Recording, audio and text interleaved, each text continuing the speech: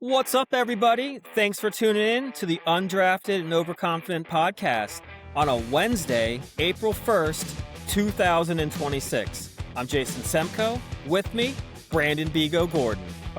Calling in from the sunny beaches of North Carolina, Mr. Semko. How you doing? Look at you. I'm doing well. It's wonderful to see your face. Yeah, likewise. Of course, the first record we do is one of the first episodes we've ever done not sitting right next to each other. Yes. Of course. It is a little weird. I do kind of like being able to see it to my left. It's very uncomfortable. It is. Yeah, absolutely. But I'd rather see your face than kind of just have it audio only. So here we are.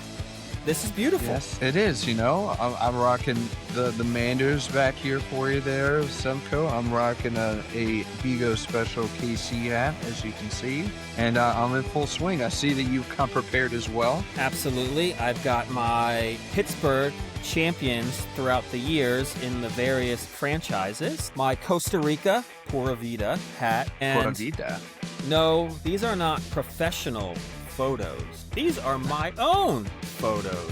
What? Ooh la la. Look at me. I'm such a photographer. He's a shutterbug. I am. Yeah, I guess you don't need. I mean, good thing for you is that you don't need to update that shirt, ever so often. You haven't had to update in quite some time, actually, so. 2017 was the Penguins when they won a Stanley Cup, and yes, they are probably the closest team that's got a chance at winning, adding to the shirt. Yes. So you think they got a chance this year? You make the hockey playoffs, you've got a chance. Yeah. But I don't like the odds. I know. Yeah. All right, let's hear it. We'll get to it. No. Let's hear about your week. How's your week going? How was your weekend? We always like to go into the fun stuff that we do in our fees on the weekend. So what'd you get up to? Of course. Well, my wife and I ended up playing some pickleball again, which was the hand-eye coordination's coming back. Okay. I'm putting some spin on the ball. Ooh. I'm going to hurt myself. There's just no doubt about it. I'm going to go too hard, running around, trying to Rafael Nadal this thing. I'm working on a two-handed backhand, a little poke at it, just like Nadal. I'm not going to give up on a play, but I'm 40, so I'm going to hurt myself. You're going to pull a hammy. Hammy is the first thing to go. Hammy or Achilles. Yeah, which it does get a little sore after each time we played. But yeah, I don't know, man. But it's so much fun. I think we found this is like our thing that we're going to do. We tried like bike riding. That's a couple. You're a couples thing, yeah. Yeah. So I think this is going to be our thing, which I'm excited about. So you said bike riding. Why didn't bike riding work for you? I don't like, there's not that many places to bike ride. I don't like being one of those guys on the road that cars got to drive around. It makes me uncomfortable. I hate it. I'm not Lance Armstrong. I'm not trying to go down these major roads. And, we've taken the bike where we live through some of like the trails, but it's awkward when there's other people there because you're really kind of not superly supposed to be on the bikes, but whatever. And the nearest place to go is like 25 minutes away to park your car, get the bike out. It's all flat for the most part. So plus you're not really interacting that well. Yeah, no. Yeah. It's not exactly like unless you got a tandem bike. I ever tell you the whole like tandem bike thing that me and Seabear and Will Billy tried to do? Oh my God. So we were in Belgium for this like independent studies class in college. There's a lot of stories about this one, so I'll save it just. This is like the third one already. I know. Belgium. There's so many good. I know Belgium was a great time. Amsterdam was a great time. We'll get into it. But for this one, we were staying in Bruges, beautiful town in Belgium or city. City in Belgium? It's a city. The best club team in Belgium for European soccer, to let you know. I wouldn't know that, but they had good clubs. I can tell you they had good clubs because we went to those. Yeah, but they also had a bicycle shop that had tandem bikes, and Seabear was adamant. He's like, we have to get on a tandem bike in Belgium. Of course, the one day we had free to go, they were sold out. We just had some regular bikes, but tandem would have been a way to go because it's very coupley. And you guys don't have a tandem bike, so I can see why regular bike riding just not going to do it for you. Yeah, we took the bikes out. And I can see you being competitive. You're like, let's go see how fast I can go. And Callista's just out on a leisurely Saturday stroll, and you're like, you're trying to be Tour de France and like going up the mountains, cranking up the knob. Yeah, my wife did get kind of upset look, sometimes she would mishit the ball a little bit and it'd be like a drop shot. And so really the best way to get it was to kind of slice at it And so she'd line up like she's gonna hit it, and it would hit on her end, and it just bounced to the side. She's like, "You need to stop doing that." I'm like, "Well, stop drop shotting." Like, so either it's You had gonna mentioned you're help the not marriage or hurt the marriage. I'm not sure which one. Yeah, it'll strengthen it, I'm sure. Yeah, ups and Or downs. it's like I've made a huge mistake. One of those things. Yeah. So, yeah, so pickleball over the weekend. Anything else big going on? Well, saga with my kayak last night. I got pieces to the roof rack. This kayak, man. Dude, I know. And I just was a dummy, and I like broke two of like the four things that attach to the roof rail. So I got to buy those separate. So I got to pay some more Oh my money for god. those because I just didn't quite understand how to install it. But it took me 2 hours to get nothing accomplished last night, and spent an hour and a half either this morning or when I got home from work trying to fix everything to realize I can't do it. And it's just, I don't know, man. It's just, I'm going to get out there and be I like, this mean, wasn't worth it. I appreciate your perseverance. At this point, I just light the whole thing on fire. But done. This is just not meant to be. I mean, I It's might, sunken money, it's sunken cost. It's over. I'm thinking about just taking out on the first day and then just coming back and just it not being coming back. Like, it sank. It's gone. You just go down with it. It sinks to the bottom of the reservoir, never be Yeah. seen. Yeah. That's But what I do. Go for it. that's a thought if it doesn't get any better from here on out. But I'm almost there. Yes, you're But almost there. But You're almost you, my friend, you are living Yeah. it up in sunny, maybe a little chilly, Outer Banks. Yeah, we're in the Outer Banks. We kids on spring break, so decided to get down here. This is the easiest drive, 3 hours, three and a change, 3.5, door to door. It's weird going to the off season, man. It's like we're usually here during the peak weeks, peak months, right in the middle of summer, and it feels like a beach town, right? It's like, oh yeah, there's lively and there's stuff going on. The restaurants are open, but we're technically season, I guess you Yes. could say. Yes. Because season for them doesn't really start until like Memorial Day, Yep. right? So they're like, this is when we see people rolling out. So we didn't really know what to expect. One, we got so freaking lucky with the weather, dude. Like we're looking at 40 degrees when we arrived, and I was like, this is gonna be rough. A nightmare. 45 degrees when we got here. It wrapped up today 73, and then it looks like, knock on wood, it's gonna be high 70s the rest of the week. Great beach weather, and then the day after we leave drops back down to 50s. So Well, I'm happy for the you guys. vacation gods are smiling upon us right now. But man, it's not all butterflies and roses. Like we got a great house right on the beach. We can walk right out to the water. Kids love it. My wife's doing sunrise meditations while I doze away. I'm Nice. not a morning person, as you know. As you know, it's hard to wake up ego. Yes, very hard. I'm surprised you're not cold plunging in the ocean, though. I am. I'm jumping okay. in the water. That's another story. It's like, son was so diehard to go boogie boarding because we did it while we were in Hawaii, where the water is like bath water. It's like 70 degrees. Yeah. And I warned him, like, it's cold, man. Like, we can go, but it's cold. Rent the boogie board, the whole nine. That's 15 seconds. And he just tears. It's too cold. And I'm like, great. B goes boogie board. And I'm like, I've got the dang thing. I'm going to use it. So, yeah, a little cold plunge. It's definitely cold. That ocean water is no joke. Yeah, I didn't need to bring my cold plunge. Just jump right in there. But the other thing that's crazy, man, is it's just that when it's in a beach town where it's like the whole like system thrives on travel and on tourism on the non-peak seasons, it's a freaking ghost town. Yeah. Like you have no idea how hard it is to find a freaking restaurant that's open right now. Yeah. Like I would go through these lists. I was like, hey babe, what do you want? You want Italian? First 5, and they don't update their stuff, so I'm calling, I'm trying to make orders, and everything's closed. We've gone to the same place like 5 times. Are you 'cause it's, like, serious? one of 3 or 4 places that's open right now. Oh my gosh. It's a ghost town. Yeah. I don't know if you know, but like Chris Hunter and I, we went on a little trek down there in like November one year. Oh, a little boys trip? Well, a little boys trip. And yeah, there was Okay. like no place open. We tried to go fishing. Sea was angry that day, my friend. The sea was angry that day. And literally we would cast it out there, and within a minute it would just be straight down like the side of the shore, just washed up. And we gave up after like maybe 30 minutes. But yeah, there's no one down there. There's nothing open. No, It was no. freezing, but it was nice Yeah. to get away. Yeah, that's what we thought. I was like, even if it's not perfect weather, but we lucked out, and there's like almost nobody on the beach. We almost got like a beach to ourselves.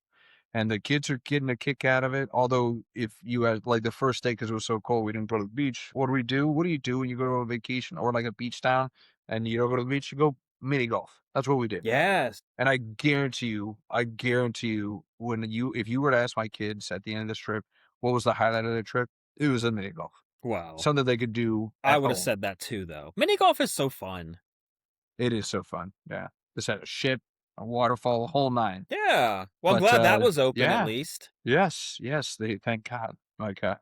But yeah, that's pretty much what I've been doing this week, other than showing DW the door in fantasy hockey. I know you like them apples there, Semco.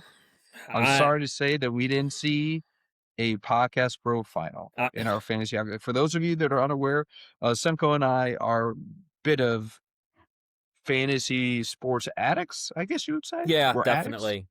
Yes. I mean, our whole friend group is, right? So yes. baseball, basketball. I throw away basketball. Yeah, I don't care but anymore. Baseball, football, and then hockey. Hockey has become a big thing for us, fantasy hockey. And we're driving towards this. And yes, I ran my mouth. And you did. I think I said it even from the start of like our first or second podcast. And I talk about how I got so upset at like the UNC guy Mateer for puffing his chest out, talking all this trash, and he didn't finish business, and neither did I. I'm no better than these college punks. You're no better than Mateer. I mean, you were so braggadocious when I was clawing for a playoff spot. I know. My team, clawing for it. Chris had a good week. I don't know. I had a good week. I think I would have whooped you if I played you, which is what happens. But excuse me. That's okay. You know, Seabear, I'm rooting for you. I love you, Brandon. How dare you. But I can't have you win. I can't do an episode now that we're on video with the belt in the background. Oh man, in the right above me, right here. Yeah, I can't. A blazing across the chest. I cannot have that. It's happening. It's destined to happen now. Now, you're in a bit of a hole right now. It's fine. I had a goalie that gave up 5 goals in one period. That's great. And then they benched them. So I can only get better. That's all. I'm telling myself, it's like my goalie stats can only get better. That's true. But and not a great way to start. Hits. No, not a great way to start. I may have to do a live update and see how my boy Blackwood, my team name, is doing.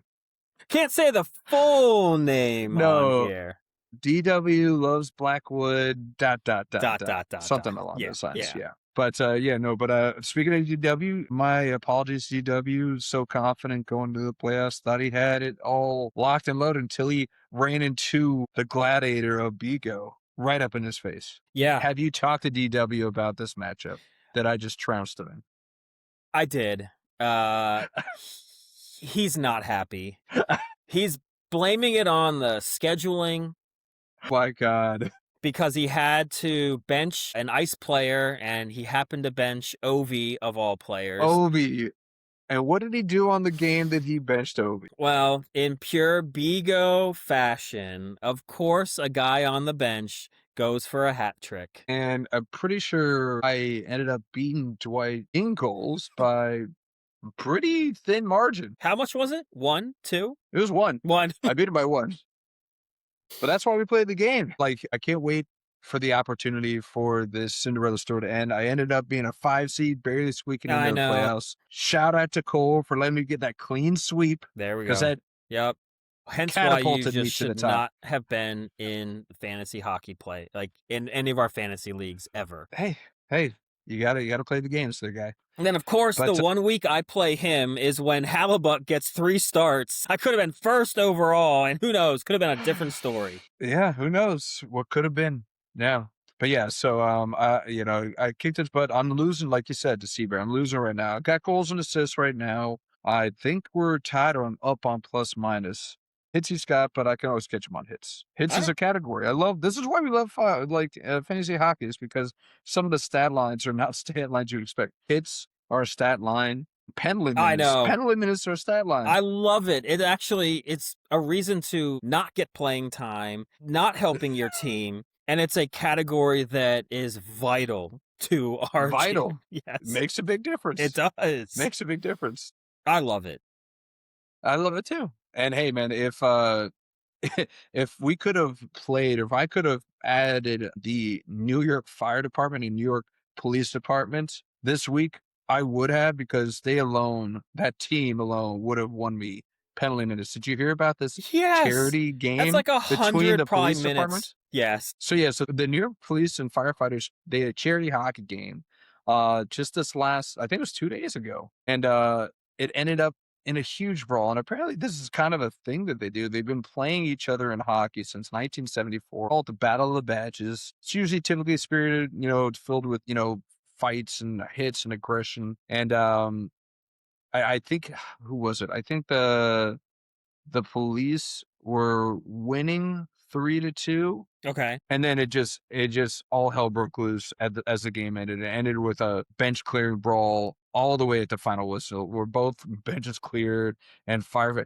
These guys just do not like each other at Oh, I all. know. It's like every sitcom you see, they always are like butting heads and don't think the other one's job is worth anything. And I guess that's true in real life. But I mean, that stadium was packed with people. And I Yeah. can guarantee that probably 95% of them were ecstatic that they got into a Oh brawl yeah. to end that thing. I mean, that's what they came to see, right? They've like, nobody's counting stats of, the first lieutenant on the police Yeah, force. they don't care How about many any of assists does that. that get? Yeah, no. Yeah, it's a charity game, and what's this charity like? Beating the living crap out of each other. When you're supposed to be those that are protecting and serving, they're just Gotta wailing let that on each aggression out other. somewhere, right? Hey, instead of police brutality, does it count as police brutality when you're beating up on a firefighter at a charity game? Maybe we'll see what comes out after this, but I mean, I we'll mean, it's see. on film. They got did they have their body cams on, like when they were playing the game? I wish, dude, it was so funny. Yeah, some of the pictures, it's just, you just see all five that are on the ice. They're just one on one with somebody else, just fighting on Yeah, the ground. I mean, gloves down. how could you not? It's your perfect opportunity. It is hockey, so fighting is kind of okay. So, Yeah. yeah. I As a actually, ref, are you just like, if you're a ref, are you gonna pull a cop off of somebody? no, Like, they're getting your you just assaulted info. a police officer. Yeah. And you got a parking ticket, parking boot on your car like the very next Yeah. day because you stopped me from getting in a fight. Yeah. I actually wanted to. One of my things, so I always did want to do like the intramurals. Like obviously that was so fun, and my dad would tell me stories of when he did like intramurals. So I was like, I can't wait to get to college and do it too. And then had like a really fun time. But I remember telling some of my buddies like freshman year, because you're kind of sitting there like, well, what are you gonna do? Like you got to pick a major. And I was like, you know what? Like a firefighter would be pretty cool. Like, obviously there's a lot, but I was like, one of the main reasons is, dude, they play in this like really big flag football league. Like That's why. I want to play on that team. And they all looked at me and they're like, really? And I was like, dude, flag football is Yeah. awesome. Of course. That's why. It's like, to protect us or not, it's to play flag football, man. That's why. It's play That's the flag deep football. down. Yeah. Flag I'd football. want to maybe be like a Me and guy Will that, Billy, we what's that? did you hear about that? Like, did you know that Will and I also like applied and trained to become firefighters in Did Arlington, you? I Virginia? knew Did we tell Will you about this? did. Oh, I didn't know you did. Yeah. Yeah, Okay. we did it together. Yeah. Okay. I didn't make it through the psych test. Apparently there's a few screws loose up in this old Not dome. But surprised I did about the that. I did the aptitude test. You put the weighted vest on, I had to, go on a treadmill up the pretty much the average of like I think it's like a 25-story building. Okay. And you had to do that. Had to carry like a dummy that weighed 180 pounds. You had to work with a sledgehammer for the busting doors out. It was cool. It was a good workout, and it was free. I was like, do I Nice. get all these practice? Passed that. So yeah, I think Will got a little bit further than me. I think he passed the psych test, but Okay. it's all political.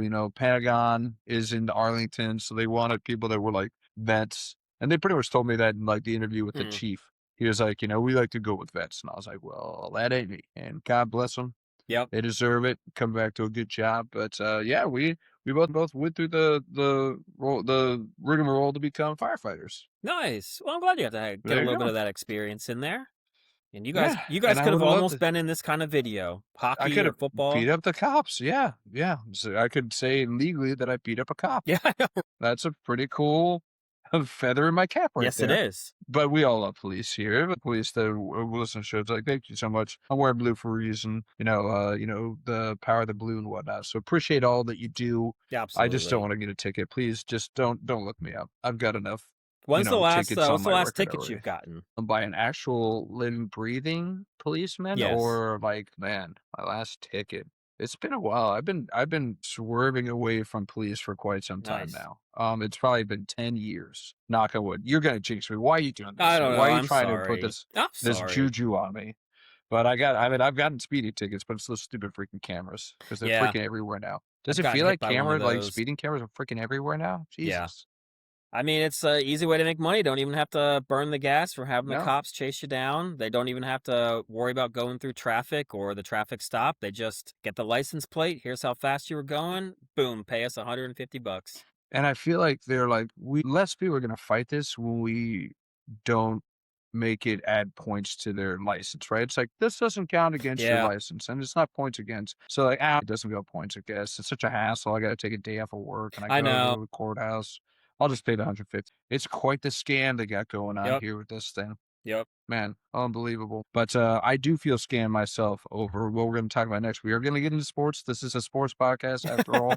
And I do feel like my team just imploded. March Madness. Let's get into it. It's Let's do been it. over a week since we've had and so many games. The Sweet 16 matchups, the Elite 8 matchups. Holy cow. Like before we go into it, and yes, like I know you just can't wait for it. I think that every single one, maybe 2 or 3 made it, but like I was about what, like 6 of 8, all of my Elite 8 just died I on know. arrival. You were looking so good. St. John's Yep. loss. I had St. John's beating Duke, loss. I had Michigan State beating UConn, loss. Iowa, Nebraska, obviously that was more of an emotional loss, but Nebraska, loss. Freaking Illinois beats Houston, death blow. That was the death blow Yeah, it for me. was. I had Houston winning the whole freaking thing. I believe Arkansas, Iowa State Arizona, took a loss as well. freaking. Oh, I knew that I was screwed once their best player got hurt in that Yeah. stupid Tennessee State game. Like, what are you doing? Like Tennessee State, really? That's the one that killed you, but it did because who had Tennessee making it to the Elite Eight? Actually, unfortunately, a kid at work, the guy I like to talk sports with, and we had 3 of the same 4 Final Four teams, and we had Arizona over Duke. So literally, he beat me because he picked Tennessee to go to the Elite 8. Really? Yes. Yes, Wow. he did. And he made Rick sure Barnes. to let me Big hear Rick about Barnes it. fan. Oh yeah, I can imagine. Just like I'm sure you're about to let me hear about my my punishment. I don't think I'm going to come back from the Outer Banks because I do not want to face the music for this Yeah. punishment. You've got a wonderful, tasty, aptly named chocolate bar that'll be waiting for you. Aptly named. I don't know if aptly named. It's like I already have a flaming butthole. I don't need a thing that's going to exacerbate the situation. Maybe 2 negatives make a positive. Maybe it'll help. Oh yeah. Yes. It just it's soothing. It's like icy hot down there now. That's great. Yeah. Did you get it? Did it come in? Did the punishment chocolate come in? So I believe it did, but I told you I ordered a new computer, and I sat there this morning. I was like, man, I've gotten so many things from Amazon lately, and I ordered that chocolate bar. I was like, where is that thing? And it said that it was delivered on like March 29th, showed me a picture, and it's the box that the computer came in. That box was thrown out. No, it's a sign. Don't give me the chocolate. I reordered. I was really hoping. I reordered. I was really hoping you were going to tell me that this was one of those situations where the box got delivered to the wrong house and somebody else was like, "Ooh, chocolate," and just went to town. Didn't even read the Oh my label. God. We got so many families with like kids in that perfect age that they would just rip through They and just eat chocolate bar. I'd feel so bad. No, I They're mean, it like, wouldn't be "What's my a fault, noose?" but it's just, I'd be like, It's like, oh my gosh. what's flaming a noose? What is a noose? What is this? What does this Is taste this like? Egyptian? Is this an Egyptian chocolate bar? Oh man, I'd feel so bad. Or it'd be rightfully if you had one of those like porch bandits that like steals packages, they steal that. Yes. Steal the flaming hot chocolate bar. Enjoy. Yeah. No, that would have been great. But yes, sadly, we were hoping for a little bit more excitement going up to the end for our personal bet, of who was going to win. Sadly, like I said, my whole bracket imploded over the weekend. Congratulations. Thank you. You finally being the champion. It took you enough tries, and I'm so proud of you. This is just a testament that, hey, you stick to college and I should stick to pros. Because I can do pros, but college, I'm on. So I think my 1 hour of college basketball watching over your 0 probably was really what got me that little bit extra that it took for me to take you down. But man, look, Tom Izzo burned you again. oh man, I'm again, so angry at Illinois because the one year I don't pick them, I know, I I couldn't know. believe it. And I was like, of course Houston's got to win, right? We sat here and said defense wins. I didn't know Illinois had a great defense. Apparently they did beat them at their own game. Yeah, Held them to 55 points. yeah, Illinois is, well, look, you don't make it to the Final Four without playing some really good basketball. But man, all 4 of these teams, you could easily see winning this whole damn thing. Oh yeah, easily. But by far, but yeah, go on ahead. No, I was gonna say, but yeah, no, yeah, there was just a lot of heartbreak for me this last week. It's like, my champ. I mean, I was looking for a VCU miraculous win because they were down on Illinois by like 20 at some points in the first half, and I was like, Jesus. And then you got Michigan State on the other side, just heartbreaking me with UConn. They were in it all the way to the end. Looked terrible in the last, like, I don't know if you watched that game, but the last like 5 minutes, I he know. like turned the ball over like 3 times. Yep. And I'm like, dude, you're the guy that needs to be the stable force here, and you're the complete opposite right now. So that was heartbreaking to see. Never like seeing Duke win. So that'll get us to the next topic.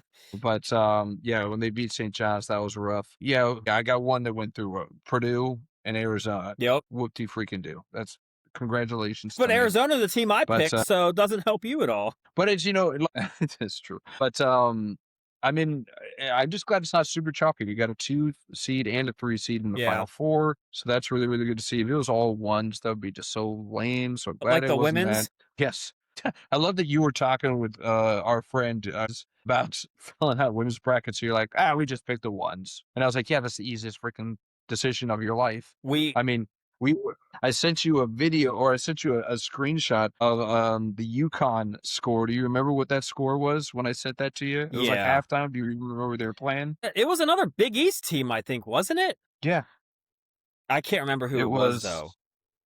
It was Syracuse, man. That's right. And at halftime, they were a 9 seed. So yes, they weren't a 2 or a 3 seed. They were a 9 seed, but whatever. They made the tourney. The halftime score of the UConn Syracuse game, 65-12.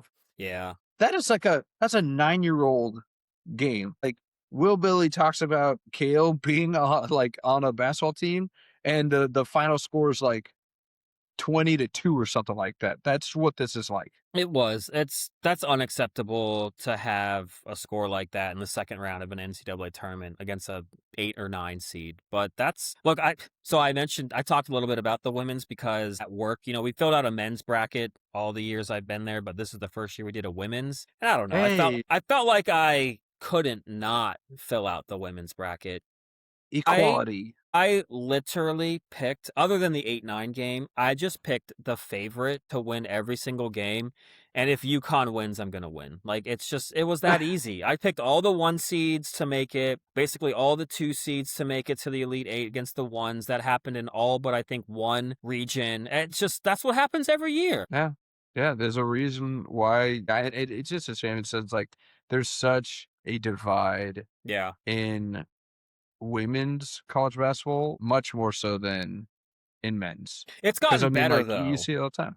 I mean, it used to be UConn or Tennessee in women's. Yeah, that's true. And that was it. But that's true. Now you've got at least a few other teams that have a chance, but it's still going to be the same 5 or 6 teams that are going to make it to the Final Four or Elite 8 or have a chance. And then the rest, it's like, why are you even bothered? Yes. It's like, we're just happy to be here, Get the experience. Yeah. But let's get back to the men's brackets, my friend. Let's talk about the Sweet 16 games, the Elite 8 games. What stood out to you? What was exciting? How'd you feel about them? Anything that kind of surprised you, or anything that you're just like, whoa, like, did not see that. I don't know if there was like a huge, I was surprised by Illinois and their defense. I don't know if it was like a Houston not playing great offense, but everything else kind of went the way I kind of thought that it would. Purdue kept it closer with Arizona for longer than I thought that they would. And it was like, as they kept going, I was like, man, I mean, you keep these guys in. I was like, maybe after 4 years of everybody dissing Braden Smith and Purdue and always, making bank on them crashing out, I was like, maybe this is the year. Maybe this is their year. I was thinking maybe. You're like, there's a snowball's chance Yeah, now. Yeah. snowball's chance. Then, of course, Arizona went on like a 10-0 run and kind of ended that. But yeah, I mean, Michigan rolled. I mean, they've looked really good. I think really, to me, the only game that absolutely stood out was the UConn Duke game. And those ACC Yeah. teams, you just can't give them a 19-point lead because they're going to find a way to blow it. But It's true. that was chaos. I remember I actually taped it and rewatched it, but I was at work and I was just following it as UConn was coming back and just game casting it and everything. And I was like, oh, Duke's going to have the ball with like 7 seconds left, up by 2. They're going to win this thing. And then, I help a customer or something, come back, check my phone, 73-72. I was like, what just happened? Wait, what? Yeah. I was like, wait, what now? that can't be real. But man, I'm not going to lie. I know you probably don't like him, but I feel bad for Caden Boozer, man. It's like, it's more of a dislike or a disdain or whatever you want to call for the establishment, right? Yeah. The kids themselves, I got no qualms with. Like I told you, like, me, Seabear, and Wilbilly, we went to school with the mama, one of the kids that's on Duke. So I should be rooting for him. I'm not going to, but I have nothing against the kids. And even like, the Nepo baby kid Boozer brothers. And I know that I'm just using Nepo baby because their dad was in the NBA. Yeah. It's not because I feel like they got an unfair advantage. They're obviously incredibly talented. Well, Cameron's awesome. Yes. And, but he wasn't the one that had that turnover, was it? It was Caden, wasn't it? It was Caden, yeah. Oh, so not only are you the lesser of the brothers, but now you're the one that blew your team's chances. Like, geez, that's going to be an awkward Thanksgiving. But I just feel bad, like, going back to campus. Like, I mean, it can't be worse than being like a kicker because you're just the kicker going back to school after that. But man, going to campus, that's just going to kind of have to suck, right? Like, I mean, but does it? I mean, it doesn't really suck for these guys that are getting like $6 million in NIL. No. Like, oh no, like they're probably not even on campus. Like they're probably taking all their courses online. They have a mansion off campus. That's true. Like, they probably don't even have to step foot on campus other than to get their diploma, which they'll probably get mailed to them, or if they even get it. So no, I don't feel bad for them. I don't feel bad for Boozer. I mean, it's a tough break. These are two teams I can't stand. I can't stand the establishment Duke, and I can't stand the head coach for UConn. I know. So this was kind of like, I was like, who is just a word? And it's like some of his antics are just so exhausting. But he gets the guys to play. The guy that hit that 3, he's a freshman, man. Yep. Mullins. Yep. Like ice in his veins. Yeah. Shooting that right there. No, that team coming back from 19 and clawing. I mean, it was kind of like VCU. Duke UConn cut it close. Then Duke went up by 10 again and just did not quit. And that's coaching. And that's the guys believing in what they're doing. And doesn't hurt that you got like Alex Caravan, who's won 2 natties already and is there to, help. And stabling force. Absolutely. Yeah. Going for a third national title. That's crazy. I mean, how many college kids can say they've done that? Have any? Come on, Sports Almanac. No, not in the recent. I mean, other than probably back to like the Bill Walton UCLA. I mean, because after that, you've seen a lot of the Florida Gators back to back, but 3 in like 4 years or 3 and 5 to get someone. I can't remember that one. At least not recently. All this kind of comes down to is that like this weekend just continued what I talked about last time. I was like, how can it get any better? It's like we've had so many buzzer beaters, we've had so many last second shots. It's truly been a march of madness. It's been madness in a lot of these games, and it just continues to not disappoint. But outside of that, to your point, those Elite 8 games, the rest of them were pretty ho-hum. Yeah. Illinois beat Iowa 71-59, never really close ever. Michigan just crushed Tennessee. Yeah. And like you said, you're trying to give them the old, bop on the chin. You're like, good on you, Purdue, but Purdue never really had a chance against Arizona. They lost 79-64. So outside of that Duke Connecticut game, every other game was decided by at least 15 points. Yeah. Which is just so odd because it's like, I mean, Well, I mean, Arizona and Michigan have kind of rolled, but I mean, most of these other teams have played close games all the way through. And then to get to the Elite Eight and it almost be the biggest blowout is kind of odd, but I don't know. Maybe these teams are kind of on a roll and they kind of just gained some momentum and just steamrolled. But yeah, I mean, I was expecting I better mean, games, but yeah, thank God for well, Duke and UConn. you were looking at the Iowa and the Tennessees, and they were definitely punching up, right? Like, Yeah. Iowa, they hit gold when they beat Florida. They faced Nebraska, those are my Nebraska Bollians. Yes. But it's not exactly world beaters you're facing right there. So when they finally went up against a true powerhouse in Illinois, they got shown the door. And They then kept it same thing close with for a Tennessee. while, though. Yeah, yeah. But then the wheels fell off. Yeah. And then, like we were like, it's so funny. We were talking in the beginning of this bracket. I was like, oh, the threes have like the easiest walk. And it's like, well, no, I guess the teams that they had to face realized that too. And they're like, great, I get to play this crappy That's true. 3 seed and I'm just going to walk right into the Sweet 16, which is what Tennessee did. And then Tennessee got to play in Iowa State without, what's his name? Jackson, Yeah. like their best players. Yeah. So I mean, like you got a wounded animal that you're playing against who, granted was handling business against University of Kentucky and of course like Tennessee State. But I guess Iowa State didn't have enough to beat 2 Tennessee teams. Talk about 2 Tennessee teams. They couldn't beat both of them. No. Only had enough for one. That gorgeous state of yours that you love so much. It is. Well, finally came out. I gotta take you out there one day. Yeah, you gonna take me up to Rocky Top, sing me that song? Smoky Mountains. I'm not gonna sing you that Whatever. song. Yeah. Is that song about something like really unseemly? I feel like You gotta look up the lyrics. in this day and age, you couldn't get away with something like that, could you? Oh, yeah, Well, you that's can. an SEC Oh, yeah. school. Yeah, never Yeah, mind. come on. Let's be Yeah. real. So, the only other game I want to in these last 2 rounds that I want to talk about is the heartbreaking loss that Nebraska fell to those Hawkeyes, those Iowans and whatnot. So Yes. that was a tough pill to swallow. I mean, we were on a dream tour, won our first tournament game in the history of University of Nebraska this year. Then we beat a Vanderbilt team with a nail biter layup to kind of end. So I was riding high, ready to go into this game thinking we might make the Elite Eight. I was too. I was expecting an Elite Eight appearance. You were expected, were you? Well, they were a higher seed. They had just beaten them recently, but I mean, I know someone smart has said before, it's hard to beat the same team twice, but I was still hopeful that, you know what, they're playing well. It's their time. They're the team of destiny, maybe. Get to play a weak You're laying Iowa. it on a little thick. Really? A little thick there, Sepka. Oh, Yeah, okay. just a little thick. You might have been the happiest person outside of Iowa to see that game end the way that Absolutely. I did not want to hear you have to say how far that they got to the Elite Eight, the final 8. No. I mean, you were this close to calling on Nebraska ball. You were this close. I was. You were this close. But yeah, I mean, we talked so highly of Hoiberg and his coaching at the later parts of the previous game in Vandy, and that just was not there. No. In the late stages of that Iowa Nebraska game. I mean, the cherry on top was when we had 4 guys on the court for that inbound, and Fulgaris, who was the hero the previous week, got to do it again. This guy's just, built of, heroics. He just gets an easy layup and the foul, and, the rest is history. And then the wheels kind of fell off from there.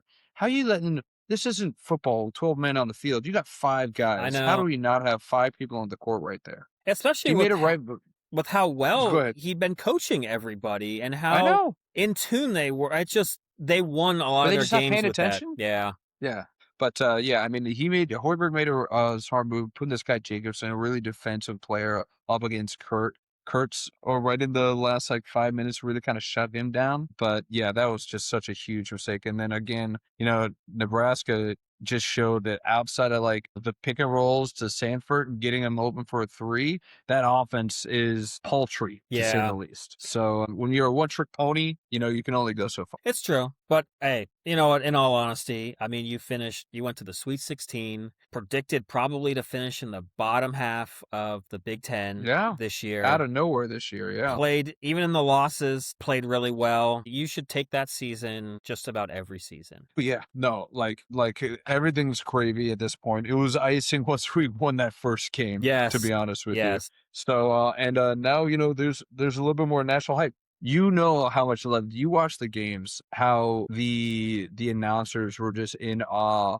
by the turnout of those Nebraska fans. Every game. It is true. You guys travel well. And they were just like, man, this feels like a Nebraska home game. I was like, gosh darn right they are. I knew you love that. I love hearing that every time. Yeah. I was like, Yeah, get that's right. over it. Okay, they travel well. God. They love their athletes, man. They love their team. Rooting for them, and they'll go wherever they need. Just like, what's that song that Seaver always like, I will follow you wherever it is you may go. We'll start calling them the sixth man. How about that? The Seahawks are the 12th man. We'll call the Nebraska Cornhuskers fans the sixth in basketball. The sixth man. Yeah. That's weird that the fans are getting a nickname for basketball and not football. It's a weird time we live in. It really is. I mean, Indiana Hoosiers just won a national championship in college football. Like we're up is down, left is right. Yeah, whole thing. I don't know where I am.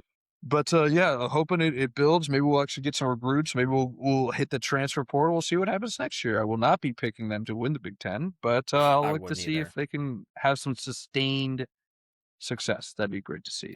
But this isn't the This isn't the undrafted and overconfident Nebraska podcast. So let's get back to the brackets themselves. Those 3-16 games were a lot more entertaining than those Elite Eight games. And I keep covering my mouth because I'm not used to doing this on camera. But it is weird. I'm like, Jason, keep your face straight. Don't do anything weird. It's just don't get distracted by what's around you. But the Duke St. John game was close. The UConn Michigan State game was close. The Texas Purdue game, I know, that was a nail biter. Yeah, it was. I thought Texas was going to pull that one off, but hey, Purdue just kept winning close games. But you're like, you're playing an 11 seed. This isn't going to last. Yeah, and Texas did. They knocked off a BYU team with one of the best players in the tournament. And then a 3-seed Gonzaga. Yeah. Take that for what you will. And they're a Big 12 team. They play in the Big 12 with a lot of these really, impressive teams. Who? Texas? Yeah. No, they're SEC. No, I'm sorry, they're the SEC. Right. Well, still impressive teams. It is. So, it's not like we're going to be afraid of a tough not at out. all. No. But we're officially in, man. We're in the Final Four. We got Arizona facing Michigan. And we've got UConn facing Illinois. How are you seeing this? And are you sticking to your guns? You had Arizona winning the whole thing. You keeping that in your mind's eye? I am a little worried about Michigan more than I thought. I think Michigan, they've got some bigs as well that can probably match up with Arizona. I think it'll be a close game, but I think Arizona wins that one. But I am intrigued by the Illinois UConn. Because I don't know if you remember the last time these two teams played. It was only a couple years ago in 2024 in the Elite Eight. The score was tied 23-23. And then UConn went on a 30-0 run to end the first half and in the first 7 minutes of the second half. If I'm Illinois' coach, the first thing I did was show them that highlight. That tape, yep. And just to say, we're not letting this happen again. So, I'm going to be so intrigued because it's not that long ago. There might even be a couple guys from the Illinois team, not the starters probably, but might be even a couple seniors that might have been on that team. I know Caravan was obviously on that team. But yeah, that's all they're going to hear about is that 30-0 run. So I'm intrigued by that. I think Illinois, I'm rooting for Illinois to face Arizona. Because another great March Madness was 2005. Illinois with Darren Williams, one of my favorite players, D. Brown, wore the headband with like the dreads. James Augustine was like a smooth, big lefty, kind of like Chris Bosh light. But they went up against like a Channing Frye, Aleem Stoudemire, Son Adams, Arizona team. Illinois went on a 20-5 run in like the last 3 minutes to force overtime. I still remember watching that game. Arizona just could not get out of their own way. And I want Illinois to redeem themselves from the 30-0 run. And then I want, even though in Arizona this was 2005, so they weren't even probably born. But I want to see Arizona get over that hump of a run, and win the Okay. Natty. But All right.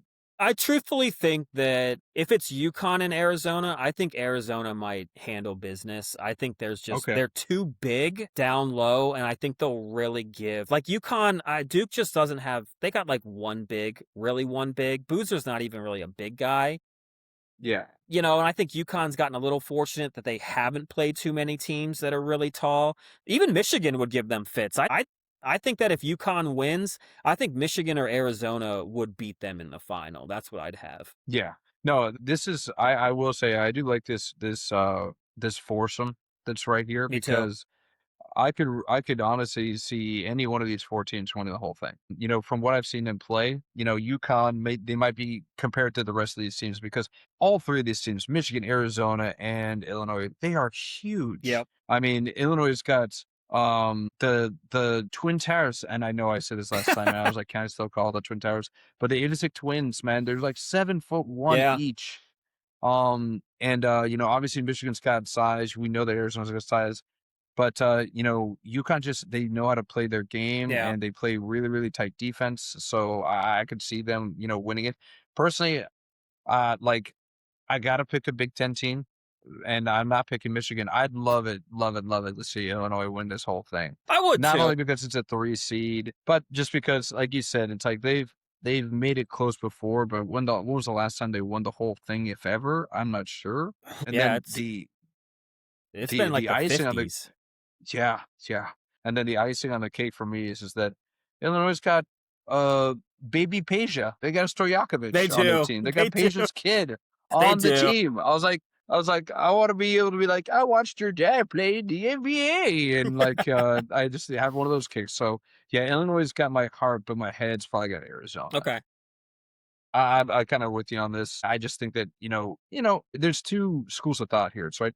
Arizona has not had any competition in any one of their It's matchups. true. I know that you said Purdue kept it close, but I mean their average wins, even if you take the LIU game out of it, because they won by almost like 40 points in that Yeah. game. But outside of that game, their average win is like 13 points Hey, in man. their next three matchups. Hey, UConn, I don't know if it was both seasons that they won the national title, but it was definitely one of them. I think they averaged margin of victory was like 12 plus points. So, they might just roll through everybody. It might not even need Yeah. to play a close game. It's just happened recently. So, but yeah, you're right. You'd want them to maybe have played a close game in there just to be battle tested, but they were in that Big 12 tournament, and that wasn't too long ago. Yeah, and to your point, I know that Ohio State and Houston both pushed them to the edge. Yeah. So maybe that was their battle testing, and now they're just steel sharpens steel, and they're just as sharp as they can be right now, and they're just not letting up steam. So I could see them just rolling through people. But again, like I said, two schools of thought. The other thing is that are they gonna if they get punched in the mouth, are they gonna be able to It's respond? true. So that'll find out in that Michigan game because Michigan's not going to roll over. They've pretty much handled business on their end Yeah. too. But yeah, I think it's going to be just because again, I always put more credit towards coaching, and as much as I don't like the guy, Hurley knows how to freaking coach He his does. team. So I see a UConn Arizona matchup, Okay. and I think Arizona overpowers UConn to win the whole. I like it. And I got Arizona over Illinois. I know. So we both got Arizona here. Now that there's nothing to bet at stake, I don't mind siding alongside you for Yeah. this one. Whatever. Come over here. Well, you all come over there. Are you going to come over and root for the worst team in the major leagues in the Nationals? Because actually, we're off to a great start. Shockingly, opening day happened last week. Yeah. Let's talk about some baseball, man. Let's We did do our it. fantasy. Let's talk about reality now, man. It's upon us. The greatest pastime in sports American history. Major League Baseball is Yeah. back.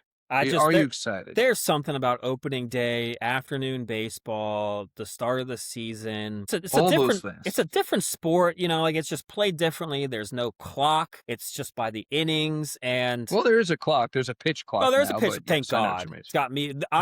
I haven't been this excited for baseball in probably 20 years. And Rob Manfred, in my mind, he can come out He's with a whatever he savior of wants. He baseball. absolutely is. Like all the ideas that he's had and come out with, I'll be in favor of until he falters because the pitch clock, the extra innings, I know people don't like the ghost runner, but get these games over with. Like we just We just don't need to keep. I mean, starters don't pitch as long as they used to. They go 5 innings. Your bullpen already gets taxed. And to have, I like seeing the position guy come out and play. I guess no one else does to pitch. I think it's funny. I love seeing him end up striking out a guy. But just for the game and the pace of play, it has been so great, and I'm excited. I just love watching whatever game is on TV right now. I'm not a fan of watching the Pirates. I love the Pirates, but it's just the pitching. It's just a low scoring. Watching O'Neal Cruz go up there and just swing at. I mean, the pitcher could literally say, "I'm throwing you a curveball," and he'll still swing at it like it's a fastball. I don't get it. He's like, "Gotcha, okay." It's like he's playing his own mind games. It's like he just says that because he doesn't want me to think it's a fastball. And it's going to be a fastball. It's like, no, you idiot. You can't hit that thing, so they're just going to throw it every time. But yeah, few things for this one. Yes, the MLB opening day, that should be a national holiday. They should let kids off of school for the opening day. Agreed. And you can just watch it from noon on. Yeah. And it's like, and if you're in a big city, that's a chance of you getting to go to a baseball game. Yeah. I mean, that's America's pastime, and it's great, especially for kids, because there's so much stuff going on. I know it's a long game, but they'll be entertained. There's stuff going on the jumbotron. They have to watch every pitch. They can just enjoy the experience and being social. Like, we're gonna be old curmudgeons, and we're gonna say, stop looking at the screens and pay attention to the game. America's pastime. I mean, you heard about what Chick-fil-A is doing, right? Did you hear about this? Yes, I did. I bet you're pretty excited about this. So yeah, Chick-fil-A apparently has offered a free ice cream. They call it, they created the Coop. It's a box to store phone where you can put your phone in a Chick-fil-A box. And if you keep it in the box during your entire meal, you get a free ice cream cone. It's like we're in elementary school where they have to put the phones in the boxes. I love it. It's adorable. They call it the chicken coop. Yep. Put your cell phones in there, and then as long as you keep them in there, you get to, with your family. It's slightly, and I'm using the word slightly very, very vaguely, because it's incredibly embarrassing, but it's slightly embarrassing that we, parents have to be enticed with ice cream to stop looking at their phones when they're having a meal with their freaking kids. It's true. I was actually going to say that. I was like, it's sometimes not even the kids that are on the phone. No, it can be the adults. The freaking parents. Yes. Yeah. I mean, I'm guilty of it from time to time myself. It's like, we're eating and, my kids I love them to death, but they're just telling the most long-winded story about a blade of grass that they saw growing in a different direction at school today. And I was like, holy cow. How's my fantasy hockey matchup going? Or what's the weather like? I want to know the weather more than I need to hear about this conversation that I've completely lost of it. But I mean, once I do, I feel terrible. And I was like, this is my child. They're trying to have a conversation with me. It's like, and my wife's great at it. In fact, she grills me at it. She's like, no phones. Yeah. And I was like, right, no phones. Got it. Yeah, I'm totally on board with this. Again, it's just freaking embarrassing. They're going to be like, but you get ice cream. Ooh, ice cream. Okay. And you're sitting there, you're scratching. You're like, oh my God, I got to finish this meal because I got to check my phone. It's like, ding. It's like, I got a ding. I heard that something happened. What happened? Gotta check it. Yeah. I know. My wife and I, we're trying to do better at night, of actually, especially if it's a show we haven't seen, of keeping the phone down and watching the whole thing through, and then yes, maybe afterwards before bed, we'll put on some show we've seen 1,000 times and scroll while you're quasi watching. But I don't know, you just get in that bad habit and I hate it because I'm like, what happened last episode again? I don't really remember. Oh, because once again, I was checking my fantasy team and trying to do some ad drops because these hitters suck. Junior hitters, man. Yeah, you're gonna be the kid. You're gonna lead our league in ad drops. I always do. That's one thing I try. I'm gonna try hard not to, but I'm way ahead already. I'm way ahead already. But no, I want to bring this up after you heard this story because I don't know if you've noticed this, and you're on the road a lot for work, long travel.